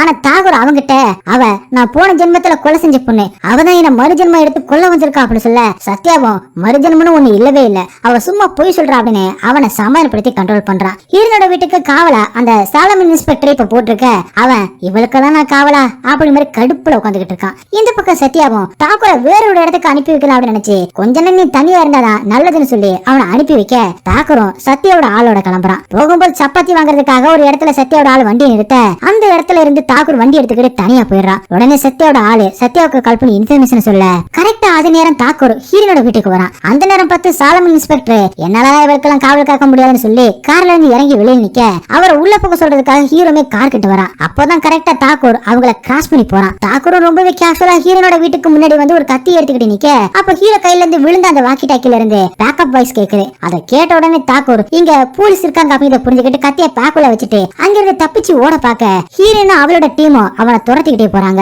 இந்த பக்கம் சத்யா தாக்கூரை காப்பாத்துறதுக்காக கார்ல வந்துகிட்டு இருக்காரு. தாக்கூரை டீமே சேர்ந்து மொத்தமா வளைச்சு பிடிக்க அங்க கீழே கிடந்த சரக்கு பாட்டில் எடுத்து அவங்களை எல்லாம் அடிச்சுட்டு தாக்கூர் அவங்க கிட்ட இருந்து தப்பிக்க பாக்குறான். ஒரு இடத்துல ஹீரன் அவங்க கிட்ட தனியா மாட்டிக்கிறா. அவன் ஹீரனை அடிச்சுட்டு அங்கிருந்து தப்பிக்க பாக்குறான். ஹீரன் அங்கிருந்து ஒரு கம்பி எடுத்து தாக்கூரை பின்னாடியே குத்திடுறான். அவனுமே ஒரு பைப் எடுத்து ஹீரனை கண்ணா பின்னான்னு அடிச்சிடறான். அப்ப அங்க வந்த ஹீரோ தாக்கூரை சுட்டு சாகடிச்சிடறான். இந்த பக்கம் சத்யா ஹீரோட வீட்டுக்கு வர அங்க தாக்கூர் ஓடும் போது அவன் பை கீழே போட்டு போயிருப்பான். அதுதான் சத்யாவுக்கு கிடைக்குது. அதுல இருந்த தங்கச்சியோட பொம்மைய சத்யா கையில எடுக்க இந்த பக்கம் ஹீரோவும் ஹாஸ்பிட்டலுக்கு கூட்டிட்டு போறதுக்காக தூக்குறான். அப்படி சீனை கட் பண்றாங்க. அடுத்த சீன்ல சத்யாவோட பிளாஷ்பேக் சீனை காட்டுறாங்க. சத்யா ஒரு எக்ஸாம் ஹால்ல எக்ஸாம் எழுதி முடிச்சுட்டு பேப்பர் கொடுக்க இன்னும் டைம் இருக்காப்பா இன்னும் எழுதலாமே அப்படின்னு அந்த எக்ஸாமினர் கேக்குறாரு. அந்த எக்ஸாம் எழுதுறதுக்கு வரல அந்த ஜெயில இருந்து என்ன வெளியில கூட்டிட்டு வராங்க அதனாலதான் வந்தேன் நான் எழுத வேண்டியதை எழுதிட்டேன்னு சொல்லிட்டு அந்த பேப்பரை கொடுத்துட்டு வெளியில போறான். அவன் கூடவே தாக்கூருமே வெளியில வந்துடுறான். 2 பேருமே போய் போலீஸ் வண்டியில ஏறி உட்கார்றாங்க. அடுத்த சீன்ல 2 பேருமே ஜெயில இருக்காங்க. தாக்கூருக்கு கால்ல கண்ணாடி குத்தி இருக்க சத்யா அதை எடுத்து விடுறான். அப்ப இன்னொரு பையன் அங்கே வந்து நீ டிஸ்டிங்ஸ்ல பாஸ் ஆயிட்ட போட்ட பேப்பர் எல்லாம் வரப்போகுது அப்படின்னு சொல்ல அது சத்யா ஒரு பெரிய விஷயமாவே நினைக்கல. திரும்ப ஓபன் பண்ணும்போது ஹீரன் ஹாஸ்பிட்டல் அட்மிட் ஆயிருக்கா. டிஎஸ்பி பிரஸ் மீட்ல அரேஞ்ச் பண்ணி கொலகாரனை என்கவுண்டர் பண்ணியாச்சு, கேஸ க்ளோஸ் பண்ணிட்டோம் அப்படின்னு சந்தோஷமா சொல்லிக்கிட்டு இருக்காங்க. அசிஸ்டன்ட் கமிஷனர் ஹீரோனை பாராட்டி எல்லாருக்குமே பார்ட்டி எல்லாம் அரேஞ்ச் பண்ணிருக்கதா சொல்லி ஹீரோனுமே அந்த பார்ட்டிக்கு இன்வைட் பண்றாரு. அடுத்த சீன்ல தாக்கூரோட பொருள் எல்லாத்தையுமே வந்து கலெக்ட் பண்ணிக்க சொல்லி மாத்தூரில இருந்து வந்து சொல்ல ஹீரோனை ஹீரோவும் கலெக்ட் பண்றதுக்காக போறாங்க. தாக்கூரோட பொருள்ல அவனோட போனுமே இருக்கு. அதுல கொலை நடந்த அந்த தேதியில எல்லாம் தாக்கூருக்கு ஒரே நம்பர்ல இருந்து திரும்ப திரும்ப கால் வந்திருக்கத கண்டுபிடிக்கிறாங்க. கண்டிப்பா அவன் கூட இன்னொருத்தர் இருக்கணும் அப்படின்னு ஹீரோன் சொல்றா. ஹீரோ அந்த நம்பருக்கு கால் பண்ணி பார்த்தா நாட் ரீச்சபிள் வருது. அதே மாதிரி தாக்கூரோட பாடியில சத்தியான ஒரு பச்சை குத்தி இருக்கிறத அவனோட பாடியை போட்டோஸ் எடுத்திருப்பாங்கல்ல அதுல இருந்து கண்டுபிடிக்கிறாங்க. உடனே அந்த ஜோலாப்பூர் ஊர் தலைவர் பையனுக்கு கால் பண்ணி உங்க ஊர்ல சத்தியான யாராவது தாக்கூருக்கு ஃப்ரெண்ட் இருந்தாங்களா அப்படின்னு கேக்குறாங்க. அந்த மாதிரி யாருமே இல்ல அப்படின்னு அவரும் சொல்லிட, அடுத்ததா தாக்கூர் இருந்தது சீர்திருத்த பள்ளியில தானே, அங்க சத்தியான யாராவது இருந்தாங்களா அப்படின்னு செக் பண்ணலாம் அப்படின்னு சொல்லிட்டு உடனே அந்த சீர்திருத்த பள்ளிக்கு போறாங்க. அங்கே அவங்களுக்கு சத்யா பத்தின டீடைல்ஸுமே கிடைக்குது. அதுல சத்யா நல்லா பிடிக்கிற பையனும் அவனோட கேரக்டர்ல கடவுளை அவன் முழுசா வெறுக்கிறானோ, கடவுளை நம்புற ஆட்களே இல்லாத உலகம் இருந்துச்சுன்னா அந்த உலகம் அழகா இருக்கும் அப்படின்னு அவன் நினைக்கிறதாவும் எழுதிருக்கு. சோ இதுல இருந்து இவங்களுக்கு தாக்கூருக்கு பின்னாடி இருந்தது சத்யா தான் அப்படிங்கிறது தெளிவாவே போயுது. அங்கதான் இன்னுமே ஹீரோனுக்கு இன்னொரு ஒரு பெரிய ஷாக்கா சத்யாவுக்கு ஒரு கார்டியன் இருந்திருக்காருனோ அவர் தான் அவனை சைன் பண்ணி சீர்திருத்த பள்ளியில இருந்து கூட்டிட்டு போயிருக்காரு நமக்கு தெரிய வருது. அது யாருன்னா ஹீரோனோட வளர்ப்பு அப்பா. ஹீரோன் அந்த ஃபைல் எடுத்துக்கிட்டு அவங்க அம்மாவை பார்க்க வரா. அவங்க அம்மா கிட்ட சத்யாவை பத்தி கேட்டா அதை பத்தி நீ எதை கேக்குற அப்படின்னு அம்மா கேக்குறாங்க. சோ உங்களுக்கு சத்யா பத்தி தெரிஞ்சிருக்கு, தயவு செஞ்சு அப்பா ஏன் அவனை கூட்டிட்டு வந்தாரு அப்படிங்கிற உண்மை எனக்கு சொல்லுங்கம்மா அப்படின்னு கேட்க அம்மாவும் வேற வழி இல்லாம கடைசியா அப்பதான் சத்யா அவனோட அண்ணன் தான் அப்படின்னு ஹீரோன் கிட்ட சொல்றாங்க. அப்படியே ஒரு பிளாஷ்பேக்கு போறாங்க. சின்ன வயசுல இருந்து ஹீரோனோட கடந்த கால நினைவுல ரொம்பவே கஷ்டப்பட்டு இருந்ததுனால அவ கடந்த காலத்தை பத்தி அப்பா தேடி கண்டுபிடிச்சிருக்காரு. அவளுக்கு அண்ணன் இருக்கான் அப்படிங்கறதையும் கண்டுபிடிச்சிருக்காரு. அவனை சீர்திருத்த பள்ளியில இருந்து கூட்டிட்டு வரணும் அப்படின்னு முடிவும் பண்ணிருக்காரு. ஆனா அம்மாவும் எங்க ஹீரோன் அவளை விட்டு போயிடுவாள் அப்படின்னு பயந்து அந்த விஷயத்த ஹீரோன் கிட்ட சொல்லக்கூடாதுன்னு கேட்டிருக்காங்க. அது மட்டும் இல்லாம சத்யா கொலை எல்லாம் பண்ணவன், அதனால அவனை முழுசா நம்ப முடியாதுன்ற மாதிரியும் அம்மா அவனை ஹீரோன் கிட்ட இருந்து தள்ளிய வைக்கணும் அப்படின்னு நினைச்சிருக்காங்க. அதனால அப்பாவும் நீ அவனை நல்லவா அப்படின்னு ஒத்துக்கிற வரைக்கும் நான் ஹீரோன் கிட்ட அவளுக்கு ஒரு அண்ணன் இருக்கா அப்படிங்கிற விஷயத்த சொல்லவே மாட்டேன்னு ஒத்துக்கிட்டு இருக்காரு. ஹீரோட அப்பா சீர்திருத்த பள்ளியில சத்யாவை மீட் பண்ணி நான் உன்னை படிக்க வைக்கிறேன், வெளியில கூட்டிட்டு போற அப்படி சொல்ல அவ வெளியில எத்தனையோ பேர் இருக்காங்க, அவங்கள போய் படிக்க வைங்க, என்ன விட்டுருங்க அப்படின்னு சொல்றான். அப்பாவும் அவனை எவ்வளவோ சமாளப்படுத்தி பார்க்க அவனும் எனக்கு படிக்கணும் அப்படின்னு விருப்பமே இல்ல, இங்க டைம் இருக்கா அதனாலதான் படிக்கிறேன், மத்தபடி எனக்கு ஒண்ணும் விருப்பம் இல்ல அப்படின்னு சொல்லிட்டு அங்கிருந்து போயிடறான். அன்னைக்கு நைட்டு தாக்கூர் சத்யா கிட்ட உனக்கு வெளி உலகத்தை பார்க்க ஒரு வாய்ப்பு கிடைச்சிருக்கு, அதை இதுக்கு நீ வேணாம் அப்படின்னு சொல்ற, எனக்கு இந்த உலகத்தை பார்க்கணும் ஆசையா இருக்கு, ஆனா எனக்கு அப்படி எதுவுமே இல்ல, நீ எனக்காக இந்த உலகத்தை போய் பாரு, எனக்காக நீ போ அப்படின்னு கேட்க சத்யாவும் ஹீரோட அப்பாவோட கிளம்பி போறான். அவன் போகும்போதுதான் தாக்கூர் அவங்கிட்ட நெஞ்சில பச்சை குத்தனதை பத்தி காட்டியிருப்பான். சத்யாவும் தங்கச்சிக்காக பண்ண அந்த பொம்மைய இதை என் சின்னியோட நாமமா வச்சிருந்தேன், இதை நீ வச்சுக்க அப்படின்னு சொல்லி அவங்கிட்ட கொடுத்துட்டு அங்கிருந்து அப்பாவோட போயிருக்கான். ஹீரோனோட அப்பா சத்யாவை BA சைக்காலஜி படிக்க வச்சிருக்காரு. அவன் தங்கியிருந்த அந்த ஹாஸ்டலோட வாட்ச்மேன் தான் இப்ப இருக்கிற சத்யாவோட கையால இருக்காரு. அந்த வாட்ச்மேனுக்கு ஒரு பொண்ணுமே இருக்கா. ஹீரோனோட அப்பாவும் அவனுக்கு தேவையான பணத்தை மாசம் மாசமா அனுப்பியிருக்காரு. ஆனா அதை எடுத்துக்க கூட சத்யாவுக்கு மனசே வர மாட்டேங்குது. அவர் கால் பண்ணாலும் இவன் பேச மாட்டேங்கிறான். எனக்காக நீங்க எதுவுமே பண்ண வேணாம் அப்படி சொல்லி அவர் கிட்ட கோவப்படுறான். பேருக்காக இவர் கூட வெளியில வந்தாலும் அவன் எதையுமே ஏத்துக்க முடியாம சும்மா சுத்திக்கிட்டு இருக்கான். அந்த மாதிரி சமயத்துல தான் வாட்ச்மேனோட பொண்ணுக்கு பயங்கரமா அடிபட்டு ஹாஸ்பிடல் அட்மிட் பண்ணிருக்காங்க. என்ன நடந்துச்சுன்னு விசாரிக்கும் போதுதான் அவ ஸ்கூல் போயிட்டு கோயிலுக்கு போயிருக்கும் போது அங்கே அவளுக்கு பீரியட்ஸ் ஆக அந்த பூசாரி அவளை படிக்கல இருந்து தள்ளிவிட்டு அவளுக்கு பயங்கரமா அடிபட்டு இருக்குன்னு தெரிய வருது. ஹாஸ்பிட்டல்ல 10,000 ரூபாய் கட்டினா மட்டும்தான் அவங்க பொண்ணை காப்பாற்ற முடியும் அப்படின்னு சொல்லிட யாருக்கிட்டுமே அவ்வளவு பணம் இல்லாம வேற வழி இல்லாம சத்யா ஹீரோட அப்பா கொடுத்த அந்த பணத்தை அவளோட ஹாஸ்பிட்டல் செலவுக்கு யூஸ் பண்ணிருக்கான். அப்படியுமே அந்த பொண்ணு இறந்து போயிடுறான். இந்த மாதிரி ஒரு சூழ்நிலையில தான் ஹீரோட அப்பா திரும்பியுமே சத்யாவை பார்க்க வர அவர்கிட்ட இந்த விஷயத்த சொல்லி சத்யா கோவப்படுறான். இங்க யாருமே மாற மாட்டாங்க, சாமின்ற பேர்ல ஒருத்தர் கொண்டுகிட்டு தான் இருப்பாங்க, எனக்கு இங்க சாதிக்கிறதுக்கு எதுவுமே இல்ல, நான் பேசாம ஜெயிலுக்கு திரும்பி போறேன் அப்படின்னு அவன் கோவப்பட அப்பாவும் பிடிவாதமா நீ மாறுவ எனக்கு தெரியும், நீ என்கிட்ட வருவேன்னு தெரியும்னு அன்னைக்கு அதே இடத்துல உட்கார்ந்துறாரு. சத்யாவும் கடைசியா அவரை தேடி வரான். ஹீரோனை இப்படி சின்ன சின்னதா நல்லதா சொல்லி கொடுத்து மாத்தினாரோ அதே மாதிரி சத்யாவையும் கொஞ்சம் கொஞ்சமா அப்பா மாத்த ட்ரை பண்ணிக்கிட்டு இருக்காரு. அவனும் மாறி நல்லா படிக்க ஆரம்பிக்கிறான். அங்கங்க போய் மதத்தினால வர அந்த பிரச்சனைகள் எல்லாத்தையுமே முடிஞ்ச மட்டும் பேசி தீர்த்து வைக்க ட்ரை பண்றான். ஹீரோனோட அப்பாவும் அவன் மாறிட்டான் அப்படின்னு சந்தோஷமா அவன் கிராஜுவேஷன் டைம் முடிஞ்ச உடனே அவனை ஹீரோனுக்கு அறிமுகப்படுத்தி வச்சு அவனை நம்ம வீட்டுக்கு கூட்டிட்டு வந்தலான்னு இருக்கேன் அப்படின்னு ஹீரோனோட அம்மா கிட்ட சொல்லிக்கிட்டு இருக்காரு. இன்னுமே ஹீரோனோட அம்மாவால அவனை ஏத்துக்க முடியல. நீ அவன் ஹீரோனை உங்ககிட்ட இருந்து பிரிச்சிருவா அப்படின்னு நினைக்காத, நம்மளுக்கு இன்னொரு பையனா அவனுமே இந்த வீட்டுக்கு வரப்போறான் அப்படின்னு மட்டும் நினைச்சுக்க அப்படின்னு சொல்லிட்டு அவர் சத்யாவை கூட்டிட்டு வர கிளம்புறாரு. அப்பதான் ஒரு பொண்ணை காப்பாத்துறதுக்காக சத்யா கிளம்பிக்கிட்டு இருக்கான். அப்ப ஹீரோனோட அப்பா அங்கே வர ஒரு முஸ்லிம் பொண்ணை காதலிச்சு ஒரு பையன் கற்பமாக்கிட்டு போயிருக்கான். முஸ்லிம்ஸ்ல பொண்ணுங்க கல்யாணத்துக்கு முன்னாடி கற்பமானா அது ஹராமு, அதனால எங்க அந்த பொண்ணை கொண்டு வாங்க அப்படின்னு பயந்து அவங்க அம்மா எனக்கு கால் பண்ணி வந்து அவளை கூட்டிட்டு போக சொல்லி கேட்டிருக்காங்க. அவளை கூட்டிட்டு போக தான் இப்ப நான் போய்கிட்டு இருக்கேன் அப்படின்னு சத்யா சொல்ல அவளை காதலிச்ச பையன் என்ன அப்படின்னு அப்பா கேட்கிறாரு. அவனுமே அவங்க மதத்தை சேர்ந்த பையன் தான், கற்பமாக்கிட்டு விட்டுட்டு போயிட்டா அப்படின்னு சத்யா சொல்ல அப்பாவும் சத்யாவோட அந்த பொண்ணை காப்பாத்துறதுக்காக போறாரு. அங்க அவங்க ஆளுங்கெல்லாம் சேர்ந்து அந்த பொண்ணை அடிச்சுக்கிட்டு இருக்காங்க. அந்த பொண்ணோட அம்மாவும் எல்லாரோட காலுமே விழுந்து விட்டுங்க அப்படின்னு கெஞ்சிக்கிட்டு இருக்காங்க. அவங்க ரெண்டு பேருமே இந்த மதவெறி பிடிச்சவங்க கொலை பண்ண பாக்க அந்த நேரம் பார்த்து சத்யா ஓட போகுது. அவங்க எல்லாருமே தடுக்க பாக்குறான். அவங்க மொத்தமா சேர்ந்து சத்யாவை அட்டாக் பண்ண அங்க ஹீரோனோட அப்பா எல்லார்கிட்டயுமே பேசி சமாதானப்படுத்த பார்த்தா கடைசியில ஹீரோனோட அப்பாவே அவங்க கொலை பண்ணிடுறாங்க. அந்த பொண்ணையுமே கொண்டுட்டு கடைசியில சத்யாவுமே குத்திட்டு அந்த ஆளுங்க அங்கிருந்து போயிடுறாங்க. இந்த சம்பவத்தால தான் அப்பா செத்து போயிருக்காரு. அப்ப சத்யாவும் அடிபட்டு இப்ப ஹாஸ்பிட்டல் தான் அட்மிட் ஆயிருக்கான் அப்படின்னு போலீஸ் ஹீரோனோட அம்மா கிட்ட சொல்லிருக்காங்க.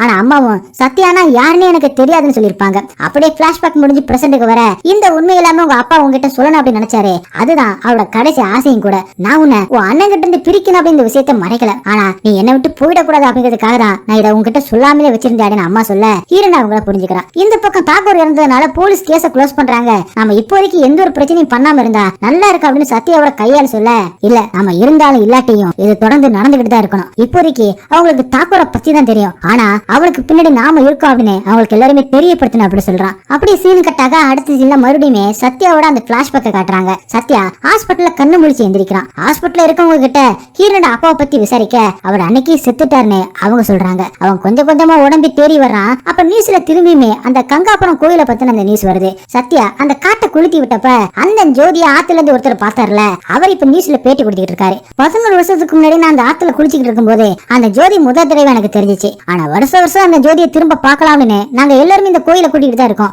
இப்ப வரைக்கும் அந்த ஜோதி தெரியல. இந்த வருஷமாவது அந்த ஜோதி தெரியும் அப்படின்னு நம்புறேன் அப்படி சொல்லி அவர் பேட்டி கொடுக்க அதை பார்த்த சத்யாவுக்கு இன்னும் மக்கள் எவ்வளவு மூட நம்பிக்கையில இருக்காங்க, இவங்களுமே சாதனை அப்படின்னு எண்ணம் தான் வருது. உடனே அந்த ஹாஸ்டல் வாட்ச்மேனுக்கு தான் கால் பண்றான். அப்புறமா தான் இந்த மாதிரி பாதிக்கப்பட்டவங்க எல்லாருமே ஒண்ணு சேர்க்க ஆரம்பிச்சிருக்கான். அவங்கள வச்சு கொலைகளுமே பண்ண ஆரம்பிச்சிருக்கான். அந்த சமயத்துல தான் தாக்கூர் ஜெயில இருந்து வெளியில வர அவனுமே கூட சேர்த்துக்கிட்டு கொலை பண்ண போற அந்த விக்டிம்ஸ உன்னை கொல்ல வந்தவங்கள நினைச்சுக்கிட்டு கொலை பண்ண அப்படின்னு சத்யா அவனுக்கு சொல்லி கொடுத்திருக்கான். அவங்க பண்ண ஒவ்வொரு சம்பவத்தையுமே அப்படியே நமக்கு காட்டிக்கிட்டே வராங்க. அப்படிதான் அந்த வக்கீலோட பையனையுமே கொலை பண்ணிட்டு சத்யா ஆனந்தா மாறி இருக்கா அப்படின்னு காட்டுறாங்க. அப்படி அடுத்த சீன்ல ஹீரன் சத்யாக்காக வருத்தப்படுறான். அவன் கண்ணு முன்னாடி அம்மாவும் இறந்திருக்காங்க, நானுமே இறந்துட்டதா அவன் நினைச்சுக்கிட்டு இருக்கான். அவன் தனியா இறந்ததுனாலதான் தப்பான வழியில போயிருக்கா அப்படின்னு ஹீரன் நினைக்கிறான். காரணம் என்னவா இருந்தாலும் இத்தனை பேரோட சாவுக்கு அவன் தான் காரணம். அதனால அவனை தண்டிச்சுதான் ஆகணும் அப்படின்னு ஹீரன் முடிவு இருக்கிறான். அடுத்த சீன்லயே சத்யா பத்தின எல்லா இன்ஃபர்மேஷனை கலெக்ட் பண்ணணும் அப்படின்னு முடிவு பண்றாங்க. இந்த பக்கம் சத்யாவும் ஒரு பெரிய மாஸ் மட்டருக்கு பிளான் பண்ணிக்கிற மாதிரி காட்டுறாங்க. சத்யாவோட டார்கெட் அந்த கங்காவரம் ஜோதி தெரியுற அந்த கோயில் தான். இங்க சத்யாவை பத்தி ப்ராப்பரான எவிடன்ஸ் கிடைக்காம போலீஸ் திணறிக்கிட்டு இருக்க அன்னைக்கு நைட்டு ஹீரன் வீட்டுக்கு கூட போகாம ஆபீஸ்ல உட்கார்ந்துகிட்டு இருக்கா. அப்பதான் விக்டிம்ல ஒரு கிட்னி டோனரை ஐடென்டிஃபை பண்ணாம வச்சிருந்ததை பாக்குறான். அந்த கிட்னி டோனரை ஐடென்டிஃபை பண்ணிருக்காங்க. அவனோட பேர் கபீர் ஆனந்தன் இருக்கு. கபீர் ஆனந்த் அப்படிங்கிறது சத்யாவோட பேரு. சோ கபீர் ஆனந்த கொலை பண்ணிட்டு தான் சத்யா ஆனந்தா அங்க உள்ள போயிருக்கா அப்படின்னு ஹீரன் கண்டுபிடிக்கிறான். அப்போதான் ஹீரன் ஆனந்த் கூட பேசின எல்லா விஷயத்தையுமே நினைச்சு பாக்குறா. அதுல பெரியவர் சொன்னார்ல, நம்ம இல்லாதப்ப இந்த உலகத்துல என்ன வேணா எப்படி வேணா நடந்திருக்கலாம், ஆனா நாம இருக்கும்போது இந்த உலகத்துல கொஞ்சமாச்சும் மாத்த ட்ரை பண்ணணும்னு. அதுதான் நீ இப்ப பண்ணிக்கிட்டு இருக்கான்னு ஹீரன் கிட்ட சொல்லிருப்பான்ல, அத அவங்க அப்பா தான் சொல்லி ஹீரன் கேட்டிருப்பா. அவளுக்கு எல்லாமே இப்ப தெளிவாகுது. ஹீரன் ஃபவுண்டேஷனுக்கு வந்து பார்த்தா அங்க ஃபவுண்டேஷனை தொடச்சு வச்ச மாதிரி இருக்கு. ஹீரோவுமே அங்கே வரான். ஹீரன் அவங்கிட்ட எல்லா விஷயத்தையுமே சொல்றான். ஹீரோவும் இவங்க எல்லாருமே இங்க இருந்து கிளம்பி இருக்காங்கன்னா கண்டிப்பா ஏதோ ஒரு பெரிய பிளானோட தான் கிளம்பி இருப்பாங்க அப்படின்னு சொல்ல, ஹீரோனும் நான் ஆரம்பத்துல இருந்தே ஆனந்த ஃபாலோ பண்ணும்போது ஒரு ஜிபிஎஸ் டிராக்கர் பிக்ஸ் பண்ணிருந்தேன், அதை செக் பண்ணி பார்க்கலாம் அப்படி சொல்லி அவளோட போன் எடுத்து செக் பண்ணி பாக்குறா. அதுல கங்காவரத்துல தான் ஆனந்த் இருக்கிறதா காட்ட உடனே அசிஸ்டன்ட் கமிஷனருக்கு இந்த விஷயத்தை சொல்லி அங்க ஏதாவது விசேஷம் அப்படின்னு கேக்குறாங்க. அவரும் அங்க கிரகண நேரத்துல அம்மன் ஜோதி ரூபத்துல மலையில தெரிவாங்க அப்படிங்கிறது நம்பிக்கை. அது ஒரு 25 வருஷத்துக்கு முன்னாடி தெரிஞ்ச ஜோதி இந்த வருஷம் கண்டிப்பா தெரியுமா அப்படின்னு எல்லாருமே எதிர்பார்ப்போம் அந்த கோயில கூடி இருக்காங்க அப்படி சொல்ல, ஹீரோனோ ஆனந்த் அங்க இருக்கிற விஷயத்தை சொல்லி டீமை அங்க அனுப்ப சொல்லிட்டு கிளம்புறான். இந்த பக்கம் சத்யாவும் அந்த மலைக்கு மேல ஜோதியை தெரிய வைக்கிறதுக்காக ஒரு டவர் மாதிரி செட்டப் பண்ணி ரெடி பண்ணி அதுல ஃபுல்லாவே பெட்ரோல் ஊத்தி வச்சிருக்கான். அந்த கிரகணம் நடக்கும் போது இந்த டவர் கொளுத்தி விட்டு நெருப்பு எரியும் போது மலைக்கு மேல ஜோதி தெரியும். அந்த நேரத்துல மக்கள் எல்லாமே தண்ணிக்குள்ள இறங்குவாங்க. ஹீரோவும் ஹீரோனும் கங்காபுரம் கோயிலுக்கு கிளம்ப அதே மாதிரி போலீஸ் டீமுமே அங்கே போறாங்க. இங்க சத்யாவோட ஆட்களும் கோயில இருக்காங்க. அனௌன்ஸ்மெண்ட் படி ஜோதி தெரிஞ்ச பிறகுதான் எல்லாருமே குளத்துல இறங்கணும்னு சொல்லிட்டு இருக்காங்க. ஹீரோவும் ஹீரோனும் சத்யா எங்காவது இருக்கானா அப்படின்னு தேடி பார்த்துட்டு இருக்காங்க. அப்பதான் ஹீரோன் அந்த மலைக்கு மேல பாக்குறா. அவளுக்கு ஏதோ ஒரு ஞாபகம் வருது. இங்க அசிஸ்டன்ட் கமிஷனர் அனௌன்ஸ்மெண்ட் பண்ற அந்த இடத்துக்கு வந்து எல்லா மக்களும் வெளியில போங்க அப்படின்னு சொல்ல வந்தா அங்க சத்யாவோட ஆட்கள் அங்க இருந்துகிட்டு துப்பாக்கி கட்டி மிரட்டி கமிஷனரை அனௌன்ஸ்மெண்ட் பண்ண விடாம தடுத்துறாங்க. ஹீரோயின் ஹீரோ போலீஸ் டீம் எல்லாருமே அங்க இருக்கிற மக்களை வெளியில போக வைக்க எவ்வளவோ ட்ரை பண்ணிக்கிட்டு இருக்காங்க. ஆனா யாருமே வெளியில போகாம குளத்துக்கிட்டே நிக்கிறாங்க. அப்பதான் ஹீரோன் குளத்துக்கிட்ட போற ஒரு பைப்பை பாக்குறா. அதுல ஏதோ ஒரு லிக்விட் போய் இருக்கிறத பாக்குறா. குளத்து தண்ணியில தான் ஏதோ ஒண்ணு கலந்துருக்காங்க அப்படின்னு ஹீரோனுக்கு புரியுது. உடனே ஹீரோ கிட்ட இந்த விஷயத்த சொல்லிட்டு எல்லாமே இந்த மலைக்கு மேல இருக்கிற அந்த இடத்துல தான் நடக்க போகுது, நான் அங்கே போறேன் அப்படின்னு சொல்லிட்டு அவன் அங்கே கிளம்பி போறா. ஹீரோமே போலீஸ் டீம் அலர்ட் பண்ணி யாருமே குளத்துக்கிட்ட இறங்க விடாம பாத்துக்கோங்க அப்படின்னு சொல்லி கேட்கிட்ட எல்லா போலீஸ்காரையுமே நிக்க வைக்க ட்ரை பண்ணிக்கிட்டு இருக்கான். இங்க ஹீரோனும் மலையில ஏறி வரும்போது அவளுக்கு சின்ன சின்ன பிளாஷ் கட்டா சின்ன வயசுல நடந்ததெல்லாம் ஞாபகம் வருது. அவ சத்யா இருக்கிற அந்த இடத்துக்குமே வந்துடுறா. சத்யா அங்க டவரை கொளுத்துறதுக்காக பெட்ரோல் ஊத்திக்கிட்டு இருக்கான். நீ அதுக்குள்ள வந்துட்டியா அப்படின்னு சத்யா கேட்க ஹீரோனும் சின்ன வயசுல முதல்ல அவனை கூப்பிடுற மாதிரியே சாச்சின்னு கூப்பிடுறான். அதை கேட்ட உடனே சத்யாவும் ஷாக் ஆகி பார்க்க நான் தான் சின்னின்னு ஹீரோன்னு சொல்றான். அதுக்கு சத்யா தாக்கூரை ஏமாத்துற மாதிரி என்னையுமே ஏமாத்த ட்ரை பண்ணாத, சின்னி செத்தி போயிட்டா அப்படின்னு சொல்றான். ஆனா ஹீரன் அவங்க அப்பாவை பத்தி சொல்லி சின்னியை காப்பாத்தினது அவர் தான், உன்னையும் அவர் தான் காப்பாத்த ட்ரை பண்ணாரு, ஆனா நீ தான் மாறிட்ட, அவர் எனக்காக தான் உன்னை தேடி வந்தாரு, நம்ம ரெண்டு பேருமே சேர்த்து வைக்கணும் அப்படின்னு தான் நினைச்சாரு அப்படின்னு ஹீரன் சொல்ல சத்யாவும் ஹீரன் கிட்ட வரான். ஹீரனை பத்தி சந்தோஷப்படுறான். எனக்காக தான் நீ இதெல்லாத்தையுமே ஆரம்பிச்ச, தயவு செஞ்சு நிறுத்திடு அப்படின்னு ஹீரன் சொன்னா. ஆனா சத்யா இது உனக்கான போறோம், எனக்கான போறோம் இல்ல, நான் இப்படி ஆனதுக்கு பின்னாடி எவ்வளவு வழி இருக்கும்னு தெரிஞ்சுக்கோ, இங்க மக்கள் எல்லாம் வேகமா மாறிக்கிட்டு இருக்காங்க, எனக்கான வழியில நான் போய்கிட்டு இருக்கான்னு சத்யா சொல்றான். நம்ம அப்பாவும் உனக்கான வேற ஒரு வழியை காட்டியிருக்காருன்னு ஹீரோன்னு சொல்றான். ஆனா அவரே அந்த ஆட்கள் தானே கொன்னாங்க அப்படின்னு சத்யா சொல்ல இந்த பக்கம் மக்கள் ஹீரோவையும் போலீஸ்களையும் தள்ளி விட்டுட்டு கேட்டு திறந்துகிட்டு குளத்துக்குள்ள இறங்குறதுக்காக தயாரா நிக்கிறாங்க. அங்கே கிரகணமுமே ஆரம்பிச்சிருச்சு. ஹீரோன்னு சத்யாவுக்கு எவ்வளவோ புரிய வைக்க ட்ரை பண்றான். ஆனா அவன் எதையுமே எடுத்துக்காம நெருப்ப பத்த வைக்கிறதுக்கு ரெடி ஆகுறான். கிரகணமும் முழுசா வந்துட சத்யா பந்தத்துல நெருப்ப பத்த வச்சு அத அந்த டவர்ல வைக்கிறான். நீ கடவுளை ஏத்துக்காம இருக்கலாம், ஆனா என்ன பொறுத்த வரைக்கும் கடவுள்னா நம்ம எடுத்து வளர்த்த அப்பாதான் கடவுள், அவர் சொல்லி கொடுத்த வழியை நீ மறந்துட்ட, ஆனா நான் மறக்க மாட்டேன், கடவுள் இருக்கான்னு சொல்லியுமே தப்பு செய்யக்கூடாது, இல்லன்னு சொல்லியுமே தப்பு செய்யக்கூடாதுன்னு சொல்லி ஹீரன் அவனை சுட்டுறான். அந்த டவரையுமே ஹீரன் வெட்டி விட அந்த டவர் அப்படியே கீழே விழுந்துடுது. இங்க மக்கள் எல்லாருமே ஜோதி தெரியும் அப்படின்னு ஆர்வமா மலையை பாத்துக்கிட்டு இருக்க ஜோதி தெரியாம கிரகணமே முடிஞ்சு போயிடுது. இந்த வருஷமே அந்த ஆத்தாவுக்கு எங்க மேல கருணை இல்லையா அப்படின்னு மக்கள் எல்லாமே புலம்பிக்கிட்டு குளத்துல இருந்து வெளியில வந்துடுறாங்க. இந்த பக்கம் ஹீரன் சத்யா கிட்ட போறா. அவன் அந்த பொம்மைய அவ கீழே கொடுத்துட்டு அப்படியே செத்து போறான். அப்படி இந்த சீரிஸையுமே முடிக்கிறாங்க. ஓகே गाइस, இந்த சீரிஸ் உங்களுக்கு எந்த அளவுக்கு பிடிச்சிருந்துச்சு அப்படிங்கறத கமெண்ட்ல சொல்லுங்க. உங்களுக்கு இந்த வீடியோ பிடிச்சிருந்துச்சுன்னா உடனே ஒரு லைக் தட்டி விட்டுட்டு மறந்துடாம உங்க ஃப்ரெண்ட்ஸ்க்கு ஷேர் பண்ணுங்க. அப்படியே நம்ம சேனலை சப்ஸ்கிரைப் பண்ண மறந்துடாதீங்க. நெக்ஸ்ட் வீடியோல மீட் பண்ணலாம். By guys.